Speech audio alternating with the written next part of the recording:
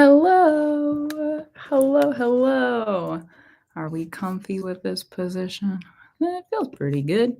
Yeah. Hello, hello. Hello, hello. I wonder if I can get this a little bit cleaned up every single time, almost every single time.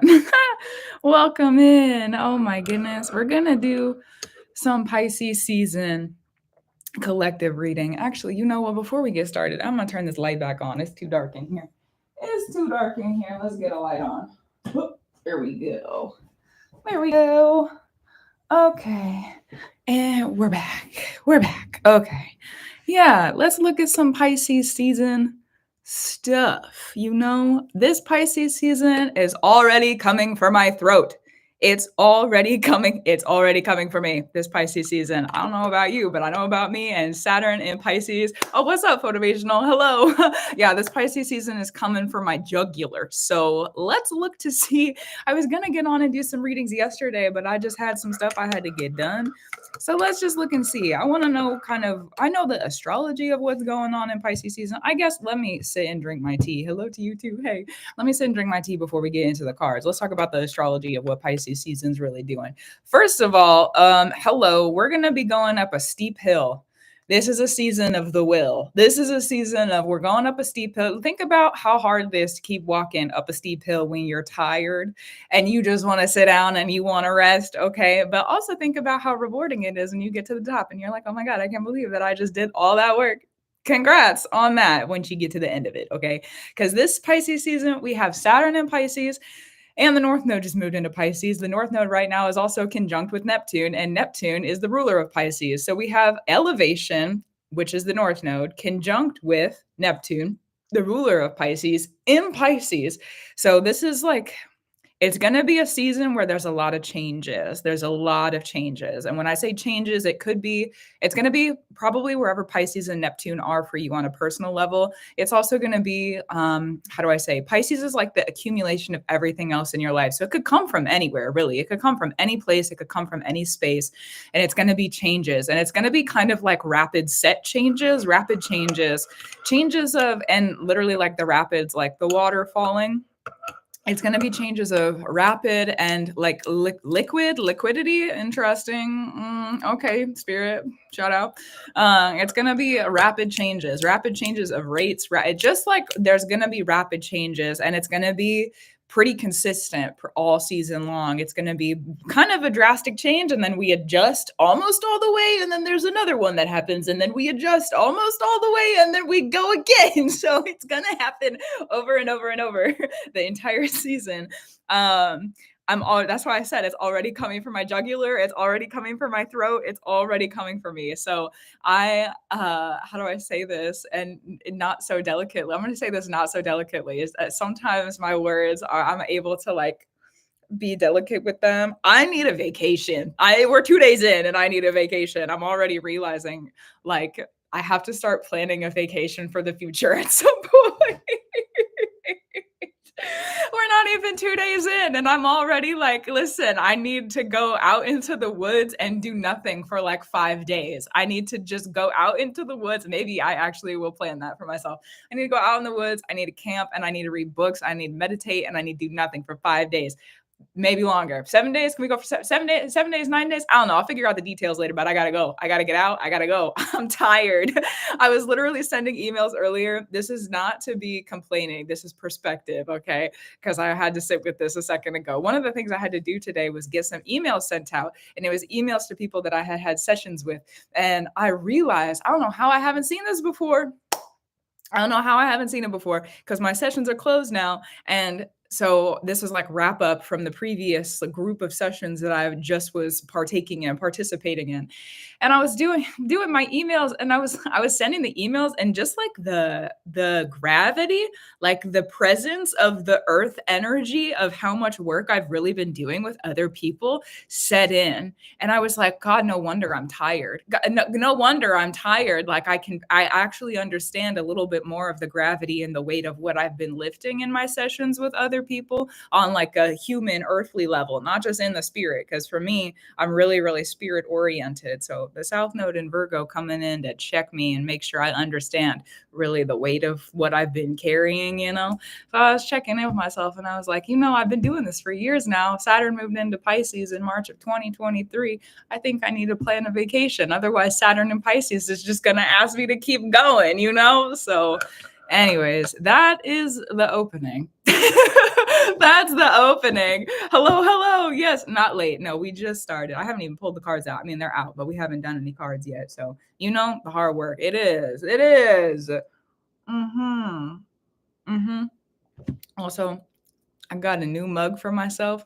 I've had visitors come through recently, and I realized I needed a mug just for me. It's been pretty good. So I got myself a Trust the Process mug. Trust the process. Hello to you too. Hi. So we're going to trust the process. What do we need? Also, it's too hot now. It's too hot. What do we need to see for this season? Let's pull some cards and really get grounded in it, because you know what? With all the rapid changes that are about to be, I just want to get prepared. I want to be prepared. I want to know what we're looking at up ahead. What do we need to see? I know for me, I've had some things on my mind. You know, I've had some things on my heart. That's what it is. Leading with the heart. This is a season to nurture the heart. Literally, there's even a fish coming out of that cup. That's great. Okay. A season to nurture the heart. Pisces is also, it's like transitionary waters. The water is transitioning. Our emotions transitioning. The water in our bodies transitioning. We are going through transition, a change of position, which probably means also the heart is going to be changing a lot this season too. Literally the other day, just for perspective, again, for context, Spirit has been asking me to sit with context recently. It's part of my assignment. It's part of my homework. So context, I was standing. I was in my world. Okay. I was in my world and I was doing something like out of a heart space centered place. And I was like, I don't even recognize this person right now. I don't even recognize myself in this position. I don't even recognize myself in this like kind of love, or like how I'm creating through these emotions in love. It was very, very different. It was very different. And I had to take a second and be like, wow, I really don't recognize myself. Actually, I'm not uncomfortable with who I am right now. I just don't recognize this person that I have become in the space of love. So interesting that we have a nurturing of the emotions coming out.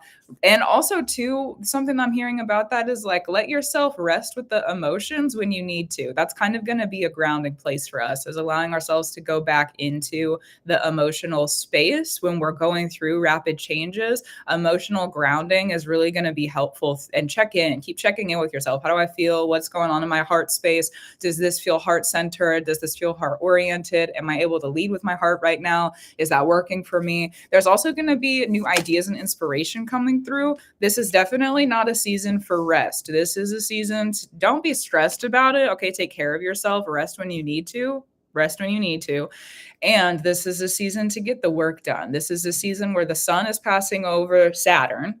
The sun is passing over the North Node. The sun is passing over Neptune. And then we've got Mercury with the mix that's going on. So we're also about to enter a Venus retrograde. Mars is about to go direct. We're about to enter into the moon cycle where the eclipses are going to be. I literally sat and just yelled like that earlier because of how much the energy is today. So it is, you got to get it out a little bit. At least for me, it is. Yeah. So it's not a season for rest, though. It's not a season to be stressed necessarily. Keep checking in with your heart, but it's not a season for rest. For rest is not the season for rest. This is a season to be blessed.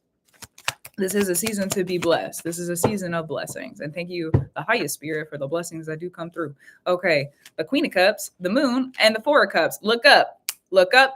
Look up, look up. That's one thing Spirit's been telling me recently. Get your head up, get your head up, get your head up to me. And I've been seeing it with other people too. Other people's heads are being brought up in the spirit right now. It's like different perspectives and elevation of the head, not just of the mind, the head discernment. Okay. So bringing up the head, bringing up the the gifts, the lifts, bringing up people's minds. That's something that's happening in the spirit right now. The North Node in Pisces is becoming unblind to what is happening spiritually around us. That's part of it. Not the whole entire thing, but it's a part of it. So lifting the head up, gifting the head up, and allowing ourselves to really rule our world with the heart. The heart is smart.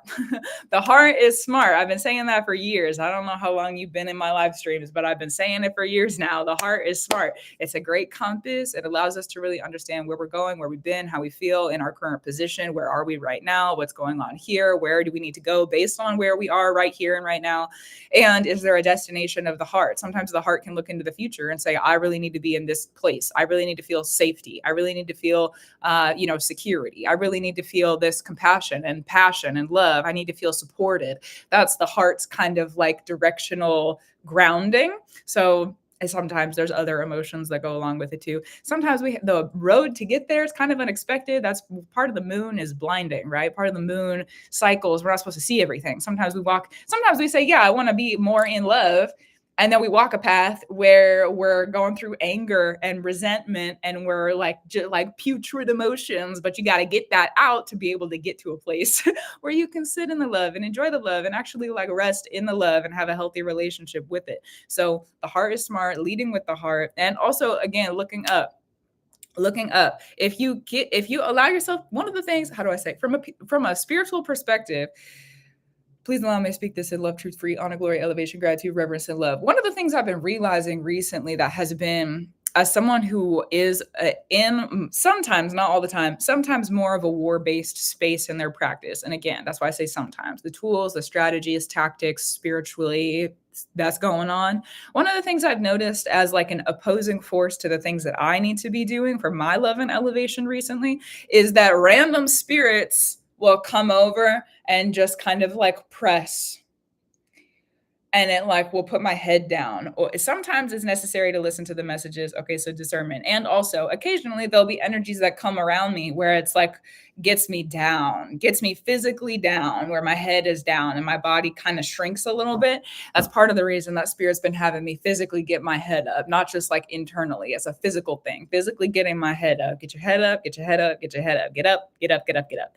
Yeah, get your head up. So that's a part of it. So if you get down like that, remember to have some sort of like joy, some sort of bring it back, heart space, heart centered. It might not be joy in the beginning, but bring it back to the heart. Check in with the heart, because if the heart is pulling you down into the depths of the darkness of the water, then the head's going to follow. The head and the heart are connected. So if the heart is doing that, the head's going to do that too. And right now, spirit needs, as practitioners, because practitioners have an upper hand in this season with the North Node in Pisces. So yeah, it is. Thank you, spirit. It is. I'm grateful for it. Thank you, spirit. If you're working with the heart space and you're able to embrace it, if you're able to not race it, not chase it, but embrace it. Let me sit with this. Let me understand. Let me lend myself a helping hand. You're able to embrace it, then the head will also be in the mode of an embrace. Let me understand. Let me come correct. Let me further inspect. Instead of there being this like up, go, run energy. One of the things that spirit told me about the upcoming probably like year and a half, 2 years, another one of those opposing forces that is not, thank you, spirit, for that clarity.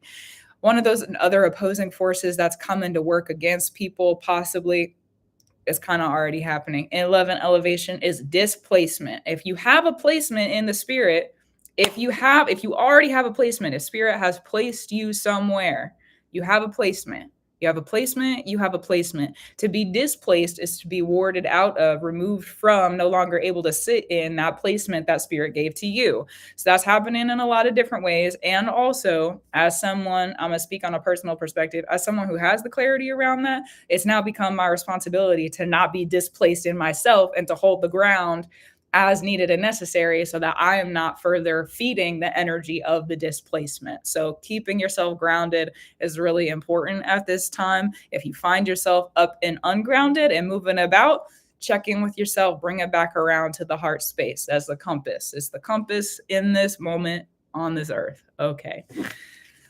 Some good reminders before we get into the season, Yeah. Easy, easy, easy, easy. Easy, easy. Let let it be easy. Sometimes going back to the heart space is not easy. So may it be easy to ward back into that heart space and that heart place, to that heart space and that heart space. I also noticed recently too, there's a lot more attackive energies out. Move with grace. Move with grace, and the learning to embrace is not always just about ourselves. Learning to embrace is not always just about ourselves. Sometimes it's about other people who are going through, who are sometimes, okay, hold on. Let's back it up. One of the things that Spirit has told me in the previous couple of months, and it's starting to surface, that's kind of how my messages with Spirit work. It's like I receive the message on a personal, private level. It kind of filters into my content a little bit, but then it's like there's a bigger grounding of it later on. I've just noticed that through the years of doing this. That's kind of how it orders. And one of the things, let me bring it back. One of the things that I've noticed with the attack of energy, one of the things that Spirit told me, this is probably like a year and a half, 2 years ago, just with actually probably like 2.5 years ago, with a lot of the stuff I was going through at the time. It was a really hard place, really dark place. It was a very, very dark period of my life, like a very, very, very dark period of my life. And getting through that, one of the things I learned that Spirit has bringing back to me right now is that in the spirit, discernment, okay? Because the discernment on this message, on application, discernment. In the spirit, sometimes the person standing in front of you is not always the enemy. Sometimes the person standing in front of you is not always the enemy. In the spirit of things. That's not to say don't protect yourself. That's not to say don't defend yourself. That's not to say don't, pull it up when you need to. Do what you need to do to protect yourself. And also on a spiritual perspective. Okay, that's why I say discernment, because the physical and the spiritual, they work together. We couldn't live without them being together. Thank the gods. Thank you, High Spirit. And also, that is something that I'm being reminded of right now, is that the sometimes the weaponry is not what we would expect it to be. Sometimes the weaponry is not what we would expect it to be. So if you're someone who studies that kind of strategy and tactic stuff, there's a lot of new information, at least for myself. I don't know about you, but there's a lot of new information that's been coming through in the previous several months. It's like the previous several months. Spirit is like preparing the spiritual perspectives on different sort of defense, offense, strategy, tactic, perspectives. So if you're tapped into that kind of stuff, just really start to pay attention if you're not already. Okay. Yeah.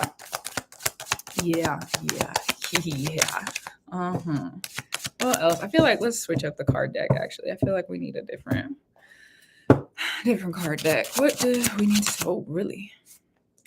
A thorn.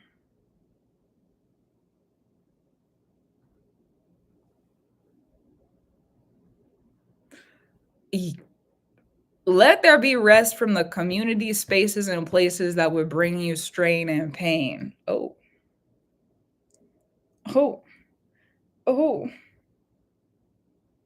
Let there be, don't be stressed about it. We're living in a time of unpredictability. Let's talk about Pluto and Aquarius for just a second, because we got Saturn and Pisces this season, partially ruling over Pluto and Aquarius. So it's going to be interacting. Let's talk about Pluto. Aquarius is our social groups here, work, the barista at the cafe, the random person driving next to you on the street. Okay. People, society, us as human beings on the earth.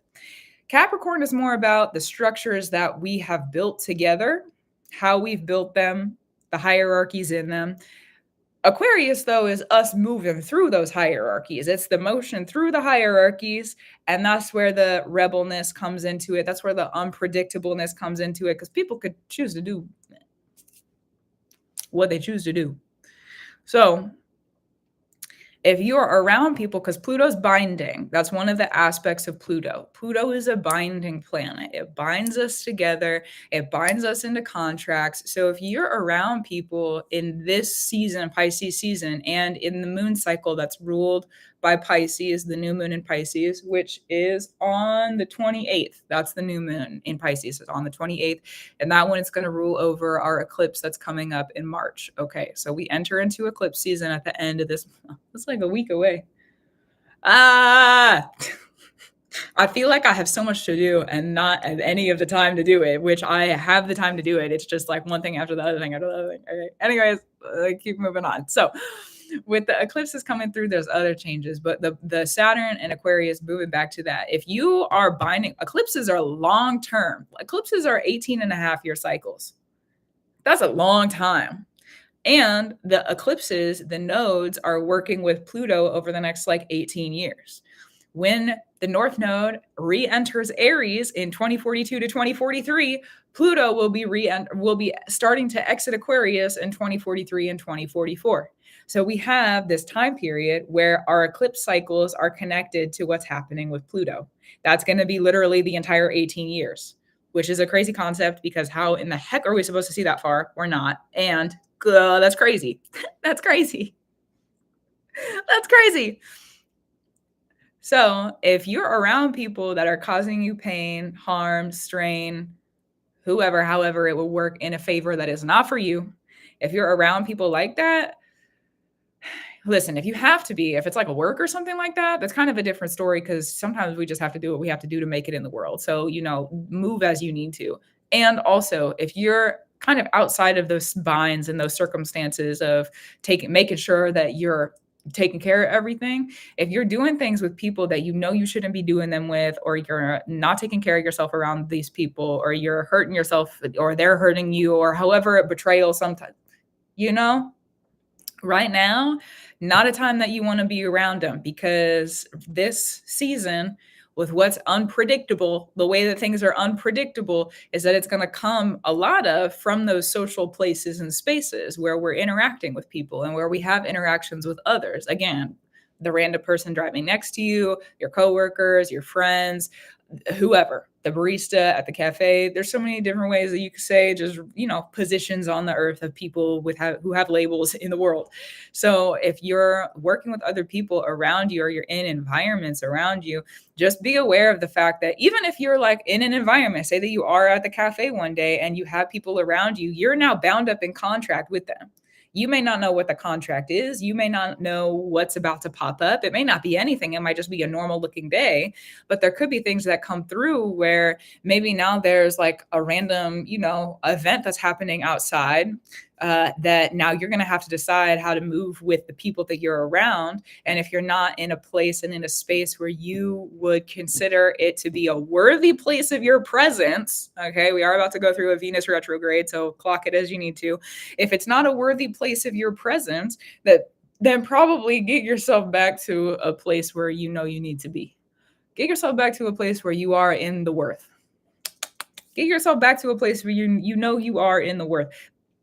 Because otherwise, the things that come up that could be unpredictable, they might not be in your favor. Sometimes, like chaos, magic, and unpredictability can be so sweet to savor. Listen, I love you, chaos. I love you, unpredictable. I love it. I love it. I love it. I love it. There's so many great things that can happen in those wavy, pick it up, shift it up, get it up energies. It's like, okay, yeah, now I have the room. I have the space to go and ward myself into exactly where I need to be. I love chaos, okay? I also love order. They go, together. It is. And sometimes the unpredictabilities, especially with Pluto and Aquarius being ruled by that Saturn and Pisces, partially, we got the Uranus and Taurus right now too. So that's the other part of it. But if you're around people, and it's clock in with the spirit around you is really what it is. Like if you walk into a place, I literally did this the other day. Okay, the other day being like a couple weeks ago now, but still, I literally, let me clock myself. I literally did this the other day. I walked into a place and it felt weird. It just felt weird. And I was like, yeah, I don't really like it. I'm leaving. I'm gonna go home, actually. I know I drove all the way out here and I know I took the time, but I'm not coming back. Bye. So, make sure that you're being really honest and really truthful about that, because with the way that the unpredictability, look at the world, if the way that the unpredictability could arise, and look at Mother Earth also. So there's that unpredictability. Part of Aquarius is the primordial beings, like the nature beings, the Mother Earth and the mothers of the earth, Mother Land, Mother Water, Mother Fire, Mother Air. How those mothers are bringing birth right now is unpredictable. It's unpredictable. And if you're around people that their spirits are not their spirits, People might, and listen, let's talk about it. Oh, thank you for putting this on my heart, Spirit. People might look like they are aligned with you in your morals and in your ethics and in your values because they wear the same labels as you do, because they, how do I say, create order. How do I say this, Spirit? Just because somebody looks like they're in your favor doesn't mean they actually are. Just because somebody looks like they're in your favor doesn't mean they actually are. Be able to pay attention, even if, how do I say this? Please allow me the words to say this in love and elevation. Even if someone would have the same, things that would make it safe to be around them, okay? The markers of identity, labels of identity, and how you would move in the safety of that. Just because someone looks like they are safe doesn't mean they have the spiritual understanding, the spirit of that you do, that you would need. That doesn't mean that they're spirit. Just because the order and the structure that they're in on the earth looks safe doesn't mean that the spirit that they're in is safe for you to be around. Let it ground as it needs to in love and elevation. Okay, so just pay extra attention. Just pay some extra attention, okay? Just because they look like you need to be around them doesn't mean you need to be around them. Don't try to unground them. Just be like, listen, see you later. Maybe never. Clever, See you later, maybe never. Clever.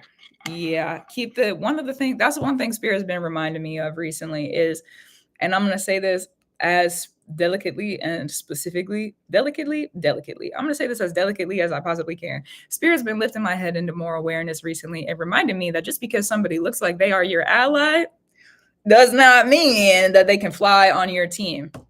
Just because somebody looks like they're your ally doesn't mean that they can fly on your team. There's a difference. It's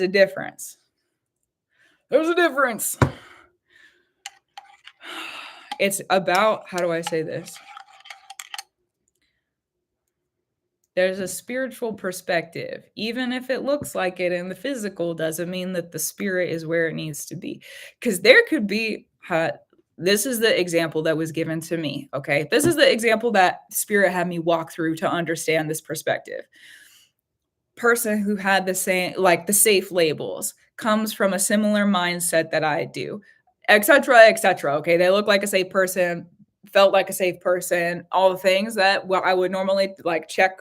They check the boxes. Okay, they check the boxes, and in the boxes being checked, a lot of the times for me, I got to go and further inspect after I have social interactions with people. Let me go and further inspect. What can I learn from this? How can I understand this further? What tools do I need to understand from the interaction? What was their motivations? What were they trying to do? Is it, because I just have to be in that kind of awareness. That's just who I am and how I say in the spirit. And that's what it needs to be for me. So discernment, if that's not true for you, then that's just not true for you. That's okay.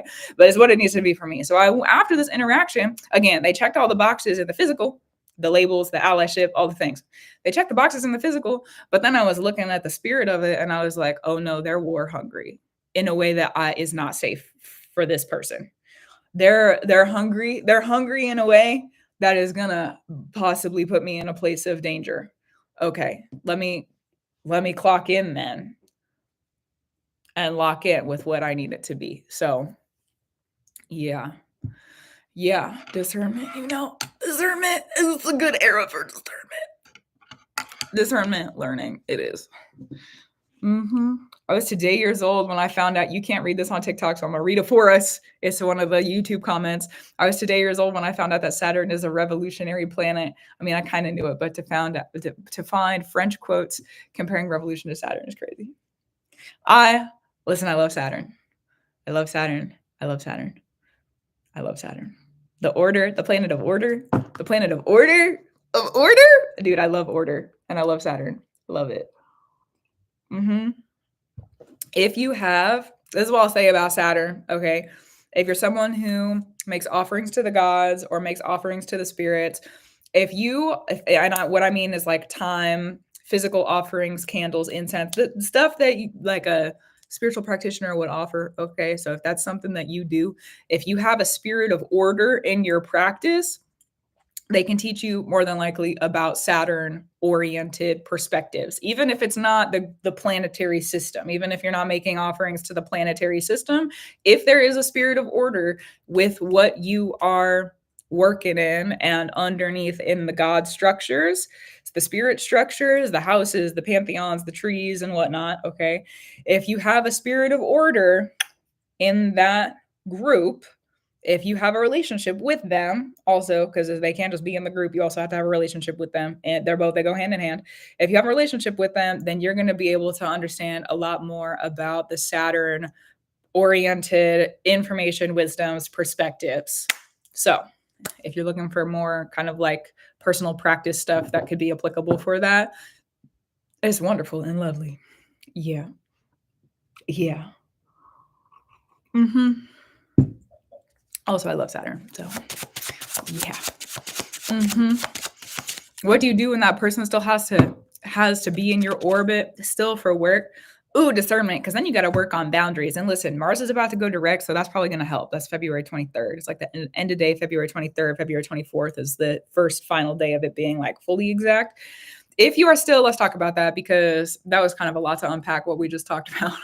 So thanks for sitting with me. If you're still around a person, then it becomes about boundaries, because you have to think about, I was talking about Saturn. Saturn is about the order and the structure and how things are structured and created between other people. So if you are able to, with Saturn and Pisces especially, check in with your spiritual morals and your spiritual tools of things. How do you create spiritual boundaries? You know, does wearing a color mean that you're like rejecting a certain kind of spirit? Can you pray over yourself before you leave the house and create boundaries that way? Can you oil up how you need to create boundaries before you leave the house? Okay.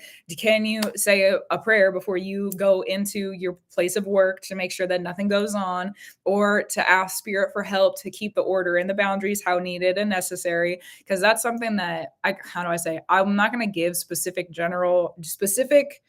advice, because one, I'm not going to sit and channel that, and also there's more people going through it probably than just a person. So if you are going through that though, check in. You can always sit and ask spirit for help, especially because that would be, if there's a person coming against you, if you're at work and there's a person coming against you, oh hello, that's a battle. So of course, spirit is going to help you get through it. And if spirit, sometimes let's talk about if spirit is silent, then if there's a silence, in my experience from spirit, it's like, okay, well then now it's your turn to make some decisions. It's your turn to make some provisions. How are you going to handle this situation? What is it that you're going to do to walk through this situation? How are you going to make these decisions to handle yourself? Maybe it's because sometimes it could be that you're going through a lesson of learning how to protect yourself and maybe not calling on the spirit. So if that's something that you're doing, learning how to then protect yourself in those situations, and what does that look like? And sometimes all you got to do is ask, hey, can you make sure this person is off me? Thank you. And keep it moving. Sometimes that's all it is. Sometimes that's that. But that also is going to depend upon how you have your relationships with spirit, in the spirit, how you have your relationship with spirit, and the relationships with the other spirits that are around you in your practice. It'll depend on, that ground. It's also going to depend on the season that you're in and kind of like the magic that you're working. So that would be my general advice on it, is just like clock in, ask for help if you need it. And if you don't get an answer, it's probably time for you to make some decisions, and or spirit already told you what to do and you need to go back and remember and listen. So it could be one of those two, but that's what I'll offer for that. You can handle it. You got it. Yeah. What else do we need to see? Ooh. I like that one. We can't see it, but we're out of hell. Okay, talk about it. Okay. Yeah, we can't see it, but we're out of hell. This is my rune deck, okay, just for reference. It's Hagalaz. Hagalaz is reversed. We got a reversal. We can't see it, but we're out of it. We can't see it. We're out of the deep darkness. And one of the things that spirit's been reminding me about hell, because listen, hell in the Norse space is a spirit. Love you, hell. That's true.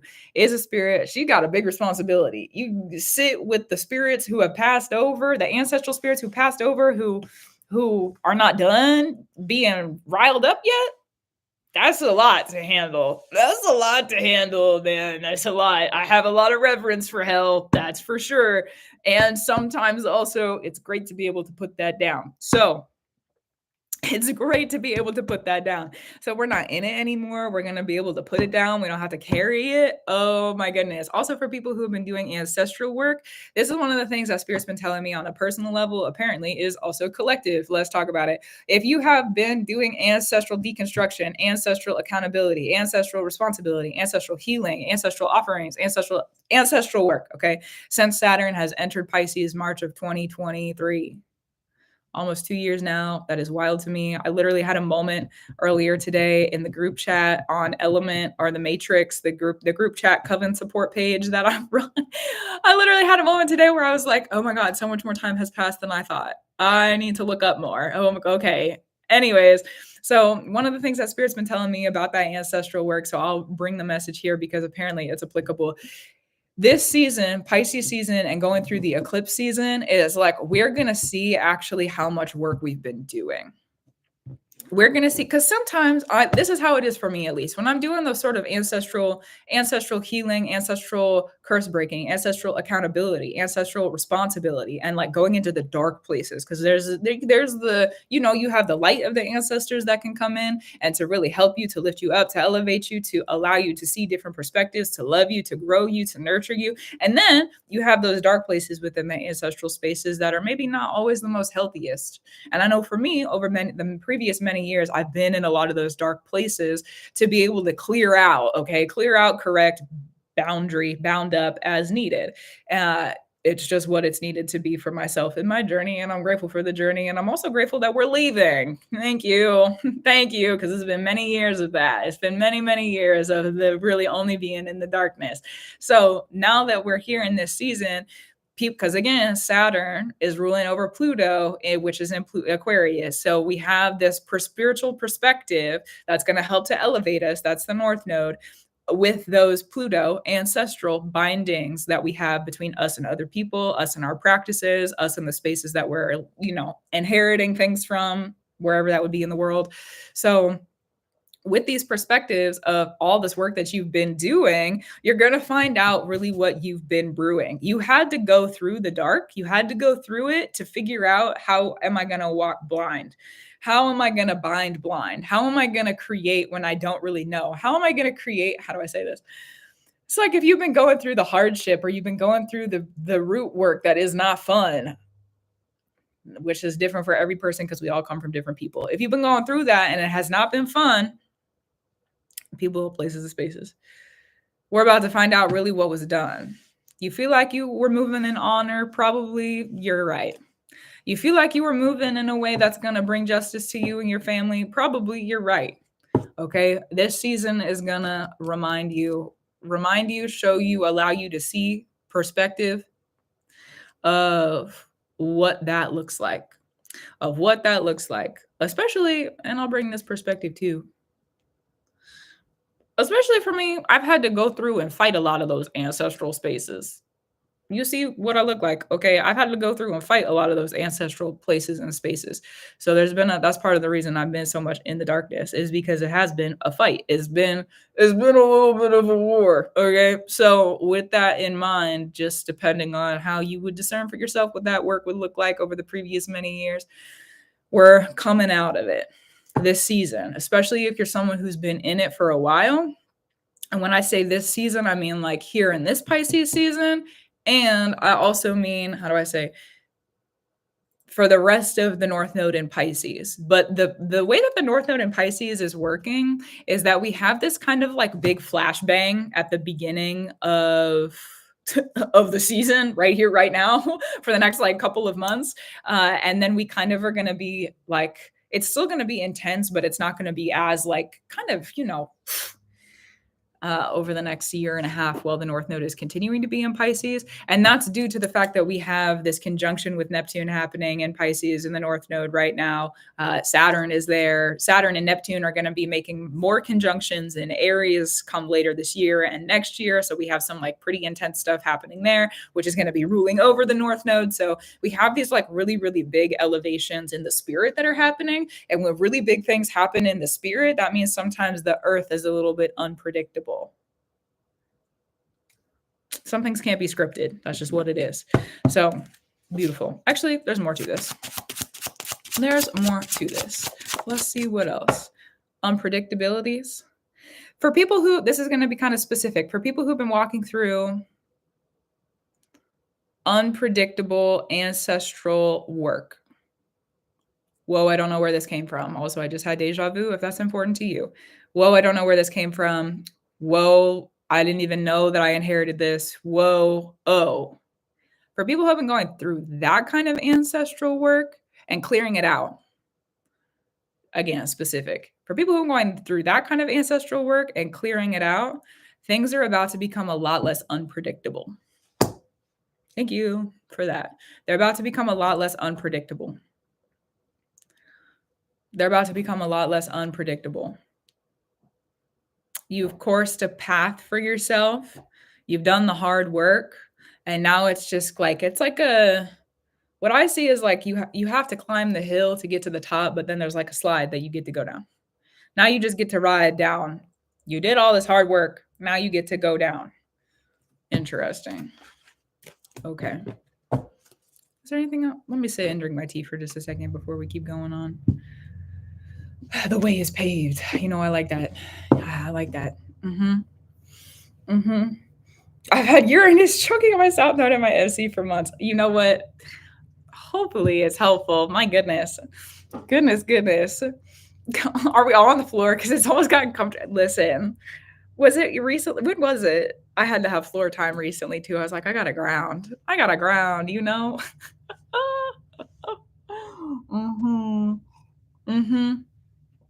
It has been hard, but it has been worth it. That's true. This Pisces energy has been wild so far. I'm enjoying it, but I'm in Yap City over here. Literally, I have had so much communication coming my way. I can't keep up with it. It's been like that for months. And I was talking to Spirit about it, like my messages, my inbox, everything on socials that is coming towards me. I was talking to Spirit about it. Let me not be stressed about it. I was talking to Spirit about it because I'm grateful for it. And also I was talking to Spirit about it, like really in the previous couple of weeks. And I was like, why is this happening? And how do I handle it? Like I'm in a different season. Spirit basically was like, not everybody, like you can't, it just like, not everybody.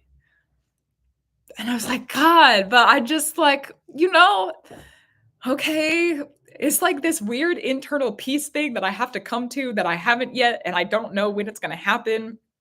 Anyways, that the Yap City, I understand that. The Yap City. Yep. So much of it, much needed grounding. It is. Go touch grass. Yes. Yeah. Also, too, this week's gonna be interesting. Let's talk a little bit more specifically about this week. This week's gonna be interesting because all week, we are headed up. A couple of important things are happening on the 24th and the 23rd, the 24th, the 25th.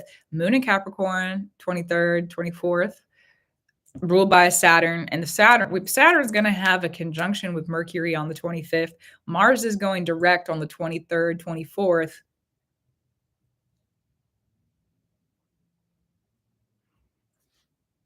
What's really about to happen? That's what I'm asking Spirit, because Pisces, a couple things about Pisces and its indirectness. Okay, let me scoot in. Let me get a little bit closer and then lean back again. Okay. One of the things about Pisces energy is that it's the oldest and wisest trickster. One of the things I said in the podcast, I'm going to say here because I think it's a great example of Pisces energy, is that if you have a family in the kitchen, you got granddad, you got grandma, you got mom, dad, you got the kids, okay? They're trying to get dinner ready. It's a family gathering.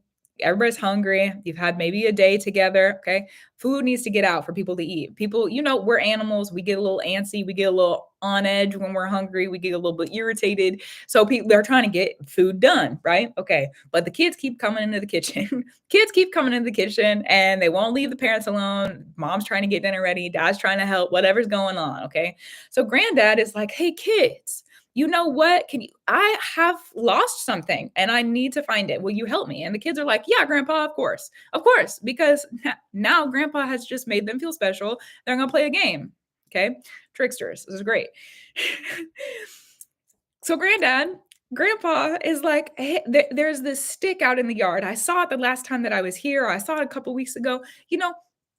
And it's got this big yellow mark on it, and I need to go and find it. We need to find this stick. I was gonna give it to your mom, and like I really want to. Meanwhile, mom is sitting there making dinner, laughing internally about the fact that the stick doesn't exist. About the fact that the stick doesn't exist. So the kids are going to be like, yeah, grandpa, of course we'll go find it. So the kids are going to go out into the yard. The kitchen's going to open up. Mom and dad and whoever else is helping to get, stuff done in the kitchen. They're going to be able to get stuff done. And then the kids are going to come back 10, 15 minutes later, and they're going to be like, grandpa, we couldn't find it. Are these the sticks? No, those aren't the sticks, but it looked like this. Go try again. So the kids are going to, and that's going to happen for 30 or 45 minutes. And now guess what? We get to eat.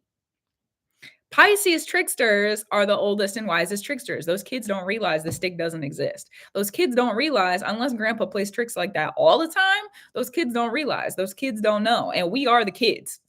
So we are the children.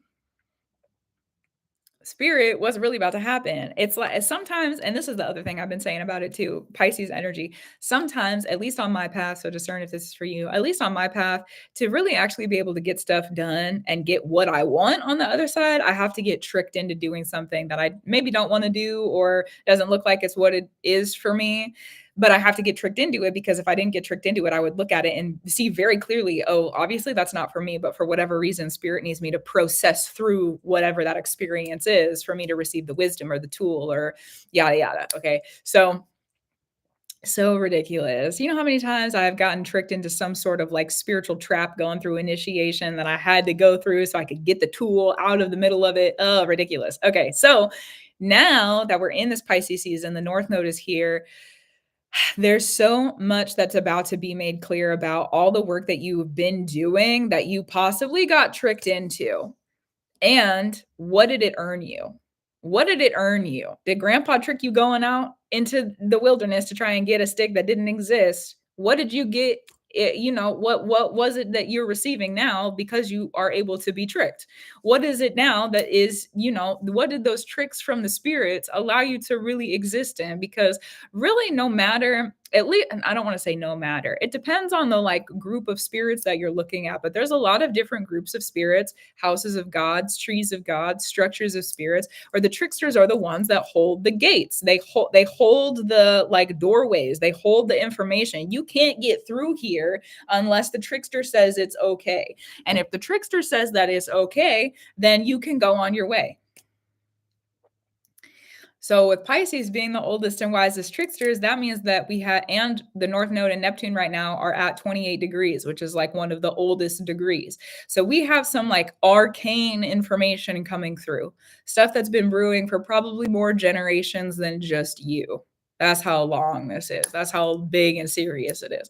More information about family histories, family magics, family works, okay, things that maybe you've been tricked into in your world because of things that your parents were going through or your grandparents were going through. Because Neptune, I'm pretty sure it's like 167 years it takes to cycle all the way around. That's that's a lot of generations. That's more generations than just a couple of them. So if you have those sorts of informations coming through, plus Saturn is the father figure, and it's like, okay, it's just time now. That's another thing that Spirit's been telling me about this season, the next couple of months. Sometimes it's just time. Sometimes we do the work and we sit and we wait and we ask for the answers, or we ask for our prayers to be answered. We pray for things, we ask for things, we work for things, and it just doesn't work. We try our hardest and it just doesn't work. We have the ideas and we put them into action. It just doesn't work. Sometimes you can do all the work, and if Spirit says it's not time, it's just not time. It's the most frustrating thing, but it learns us patience. It learns us patience. It teaches us patience. It allows us to receive patience, and it learns us patience. Thank you, patience. So in that process, probably over the previous several years, however much time it really is for you, that's kind of a long-term, longer lesson. We're about to learn why sometimes it's just time. Sometimes it's just time. And for a lot of people, it's about to be time. For a lot of people, because again, with the way the spirit's moving in this next month and a half to 2 months, if you want to include the eclipses, but that's another kind of space and directive. So with the Pisces season, the sun season, and the new moon in Pisces is happening, is it next Friday? Yeah, next Friday. So with that season, that like about a month long season too, but we've got some changes. There's some unpredictable stuff that's going to happen. It's spiritually unpredictable, but also like we can kind of see it. Spiritually unpredictable, but also like I can kind of clock it and understand. So discernment on that. If spirit's got you prepared, that's what it is. And that's what I'll say about it. So yeah, we're about to find out why it's just time. Sometimes it's just time. Sometimes we're just ready. Sometimes we've been ready for years and spirit is like, okay, well, hold on, because you've still got time, kid. You've still got time. You've still got a couple hours. It's got to sit in the oven. You've still got time. It's got to be there. It's got to be there. So if you're prepared and you feel ready, then there's not really any reason, at least from my perspective, from where I'm sitting currently, there's not any reason to be scared. If there's fear coming up, face it as you need to, embrace it as you need to, love yourself through it. That's what gets me through fear. And also, sometimes it's just time. Sometimes it's just time for things to happen. Sometimes it's just time. Sometimes it's just time. It's like a mom going into labor. You know what? When a mom, sometimes that's unpredictable. Sometimes that's really unpredictable. Oh, the kid's just coming now. My due date isn't for another however long. Or like this kid's been in here for too long. Okay. Sometimes things are unpredictable. And we're in an energy where there's like birthing stuff happening with the way that Saturn and Aquarius are matching up right now. So, oh goodness. Sometimes it's just time. All right, spirit. Something. I love you, the mothers. Sometimes it's just time. Love you, the mothers of Love Truth Free. Thank you for loving me. If you do, my goodness, you know. Oh goodness. Oh, I get what you said. Pisces, the oldest trickster. Their emotional intelligence. You know what? That's honestly valid. That's honestly valid. Interesting. All my cards talking about fertility and birthing. LOL. You know, and the spiritual judgment. Judgment is something that's been coming up recently for me as well. In the sense of like, how do I say this? Spiritual judgment in two different ways. Spiritual judgment in the sense of like when it's time, right? There's also been also I love the name Chaos Earthquake. That's thank you for your name. Interesting. Appreciate you being here. The other way that judgment has been coming through recently is judgment being cast onto you that isn't actually necessary to feed judgment, the spirit itself. Like people being petty, kind of. Yeah. Mm-hmm. Mm-hmm. Mm-hmm. Actually, I want to get my fate cards out. Let's look at the fate cards. Let's see. Okay, fate. Love you, fate. Oh, wow. My head just got so heavy. Fate has some things to say. I have a feeling. Okay. It didn't get heavy, but that's a different energy. Okay, fate. Oh, hold on. Let me rest in it. Fate. Gratitude, reverence, and love to you. Thank you for allowing me to be here with you. Thank you for being here on the show. Thank you for being here on this screen. Thank you for being here and for not being mean. Thank you for being here and for being very clear. Thank you for being here and for being near. Thank you, fate. I do revere. Thank you, fate, for being clear. Thank you, fate. Gratitude, reverence, and love to you for those who do work with fate too, because you know what? It takes everybody's brew who works with fate for fate to be able to continue to brew. So if you are someone who works with the crossroads, the crossings, the fate, the weavings, the workings, I'm grateful for you because it takes all of us, whether we agree with each other or not. It takes a lot of us. It takes a lot of us to brew fate. Fate is a big old being. Let's see what fate has to say to us because I can feel it. That's different. That's a different energy. We're going to shuffle the cards a little different also. Okay. All right, fate. Something about fate. What did you consecrate? Talking about fate. Talking about fate. Something else coming through. Talking about fate. The way that I relate to fate in our modern day language is that the three sisters of fate is fate, presence, and change. And Spirit told me recently that we're in a season of change. Also, with all the changes that are happening in Pisces season, all that's, discern as necessary. And if change is around, fate's about to ground. If change is around, the fate's about to ground. Oh goodness. So if we've got fate about to ground, let's see what fate needs us to bring around. Okay. Moon. Oh, we're doing like a big spread, Spirit. Okay, understood. I do these 9 card spreads, and I don't normally do them with this deck, but here we are. That's what it needs to be. Let me get TikTok. Hold on. I am a human, I promise. There we go. Okay. This one needs to be up.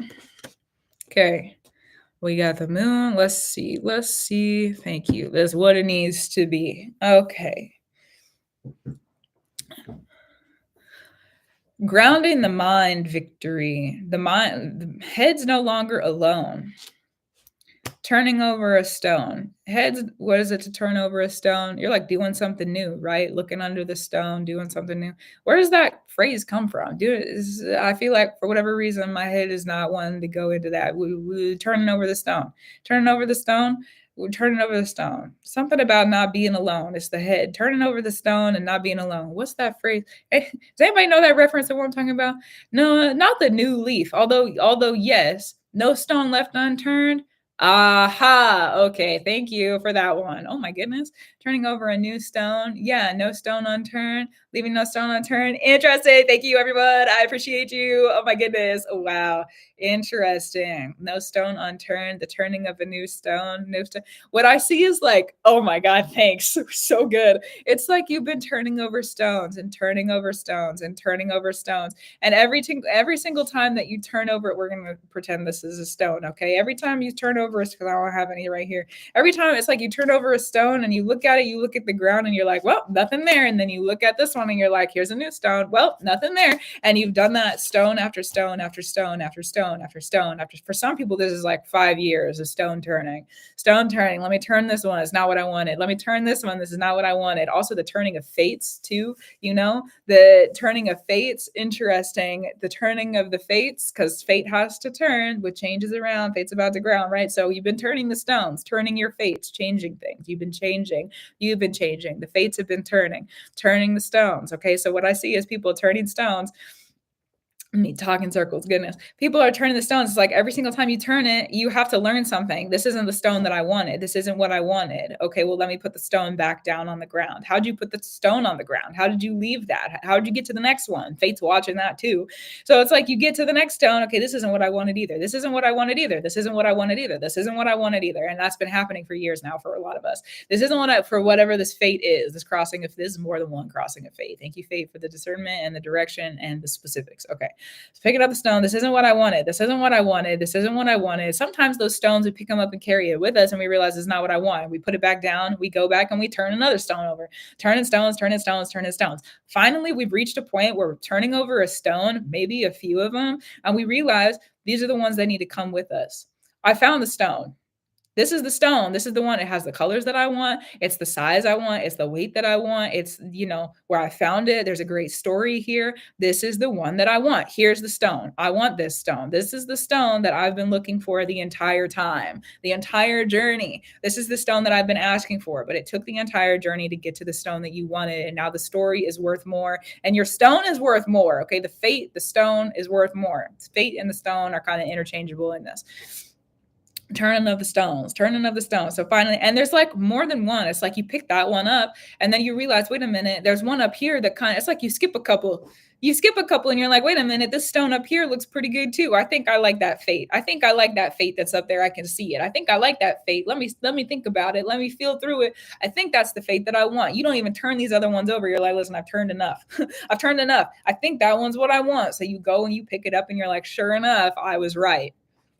Sure enough, because you're smart. Duh. Sure enough, I was right. Okay, well, you pick it up, bring it with you then, and it looks like there's three. At least that's what I see for me. Three.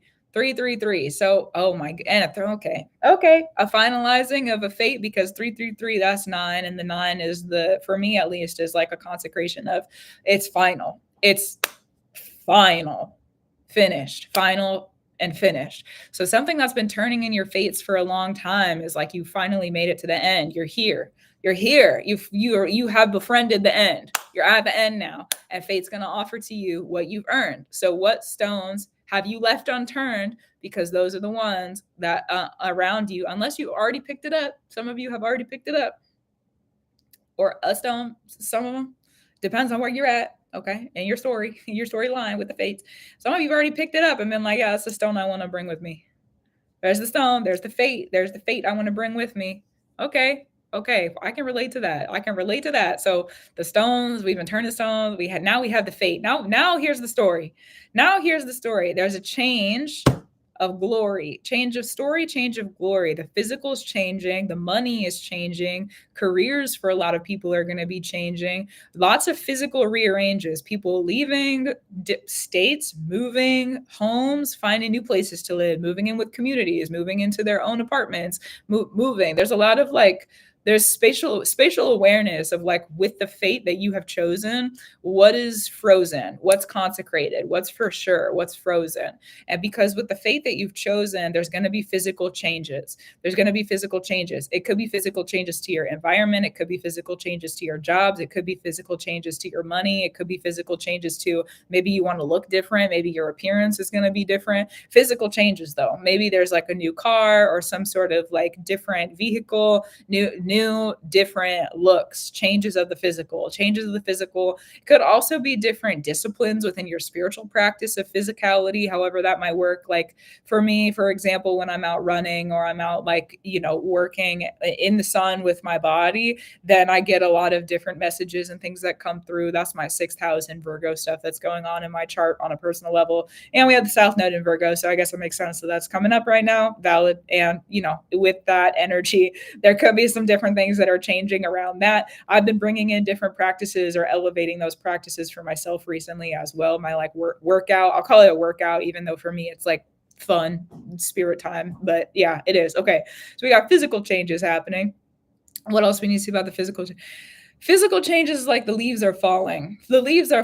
Physical changes like it's not a change of season, it's just the leaves are falling. You've been in this turning of the stones, so it's up in the sky. Instead of looking at the ground, it's up in the sky. It's like spirit. That what I hear about that too is like you're going to get the message before the change actually happens. It's like you're going to get the message before the change actually happens. So spirit's going to let you know, okay, well, here's the information. We prepared you for this change to happen. Is this something that you really are interested in? Okay, well, if this is something that you're really interested in, then here's like, now it's set in stone. Interesting. Okay, don't leave the stone alone is what I hear. It's like, you got a stone, it's yours now.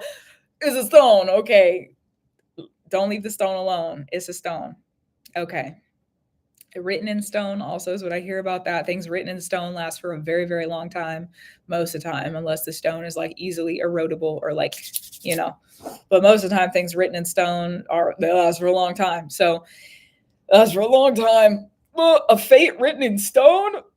Spirit, you got a fate written in. You can't see it, but I'm tapping my leg too. I don't feel stressed. I just feel like a grandma. I feel like a grandma. That's how I feel right now. I feel old. I feel like a grandma. A stone, fate, a fate that's written in stone. I feel like that's grandma energy. That's what I feel about that. Okay. Well then, thank you, Spirit. Thank you for the grandma energy. Thank you, the grandmothers of love. I love you. So we also have a change of heart. Oh, I love that. For you, for me, for us. I love that. A change of heart, change of the physical, change of heart. It's the 5 of coins and the 5 of cups. Don't give up. It's not just about don't give up either. There's like other works of the heart. The heart is different. Remember earlier, maybe you weren't here in the reading yet, but I said it earlier. I'm going to bring it back in. There was a moment recently where I was doing something. I was up in my work it was heart work. I was doing something of the heart. And I remember saying to myself, I was conversing internally with myself about, I don't recognize who I am right now. Like my heart is different. I'm moving differently. I'm different here in this body. I'm here different in this moment. I feel different than I was expecting myself to feel. This is very different. So I had to really like kind of settle into it and I just had to be aware of it and like get comfortable in it and kind of sink into it and be a little bit different in it. I had to be, thank you, Spirit. I had to be a little bit different in it. Interesting. I had to be a little bit different in it. And so there's going to be more changes of the heart, a maturing of the heart. The heart is very smart. I will always recommend in my story that is something that is followed. So discernment for you if that is true. The heart is always smart, at least over here. That's what I got going on. The heart is always smart. So if you're following the heart, even because for me a lot of the times when it comes to those heart-based magics or like even if it's not necessarily like love something, even if it's like angry something or there's just another emotion that's coming up, even when I sit in with the heart and I'm looking in the heart space and I'm working in the heart space, thank you the highest spirit for these messages and clarity. Even if I'm working in the heart space, right? Okay, so the heart is smart. Sometimes I'm doing things with that kind of magic that my brain cannot logically put together and say, I get that. Sometimes my brain is can't catch up yet. Sometimes and this is why I say discernment for you on a personal level. That's just how my magic works sometimes. Is my heart's like way ahead of the picture. My heart's like way ahead of things. My heart is way in the future. My heart is way out there. And so for my heart right now, it makes sense. Duh, obviously this is what I need to do currently in this moment to create what it is I need to create. Right here, right now, my heart is stirring and a brewing and doing what it needs to do, but my brain doesn't get it. So I've had to learn to discern for myself. If I can feel the truth in my heart and my heart is smart in that moment, then I'm going to let my heart do what it needs to do. Even if my brain doesn't, even if my brain is not fully like clocked in and locked in with what's going on, I've learned to just let my heart create what it needs to. So it is a big trust building exercise to do that. It's a very big trust building internal exercise. There's a lot of exercising of trust internally that I've had to create for myself. And it's still something that I'm working on, to be honest with you. So discern for yourself how, if, when, where, and why that is true. But that's a tool I offer to you. Sometimes those heart-based magics for me, I'm very heady. I'm very logic-based. My head is very strong. My heart is very strong too, but my head is very strong. So if I don't have the answer, sometimes I would block myself in my path. But not anymore. We're learning. I'm learning. It is. So yes. So we got changes to the physical. We have a heart changes of the heart, a feeling of what I see is like finally this kind of like there's a lot of blossoming or like addition, heart-based addition. And it could be like, it may not be always addition. It could be like a reordering or like a repatterning, or like if you were to like, move furniture around as an example for kind of like the energy I feel around. It's like sometimes things have to be kind of like repackaged or like perspective, like another perspective on it. So it may not always be just addition, but there's going to be far less subtraction. So not as much loss, way less loss, actually. Thank you for that. Loss is a hard road to cross. So thanks, fate, for that change. That's true. We have the center of this is the 3 of coins reversed. Something is about to be pursed. That's what I feel. Something is about to be pursed. It's like pursed. You got a purse, it goes in. Something's about to be pursed. Pursed. Something you wove in, something you spun, some work that you did. Have you been doing abundance, money, career, work? Something's about to be pursed. You're going to purse it. It's about to be pursed. A coin purse, purse it. Okay. Opportunity, purse it. It's about to be pursed. Also pursed like a pursed lips. It's like pressed, right? Pressed, the pressing of something. To be pressed into, to have something pressed towards you or pressed into you. To press it. Thank you. To press it. To press it, to press it, to press it. That sounds great. That's how I can relate to that too. Oh goodness, to press it. Okay. Then we have a harmony. Harmony. Why did I say it like that? Harmony. Because money. Harmony. Sometimes I don't even realize the smartness behind it until I break it down. Goodness. Harmony. You gonna give us harmony? Harmony. What's the root word har actually? Hold on, let's look it up. I want to know.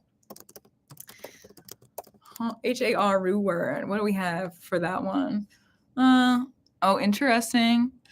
Har in Hebrew, har is mountain, hill, or hill and country. Interesting. In Sanskrit, har is the root for Hari.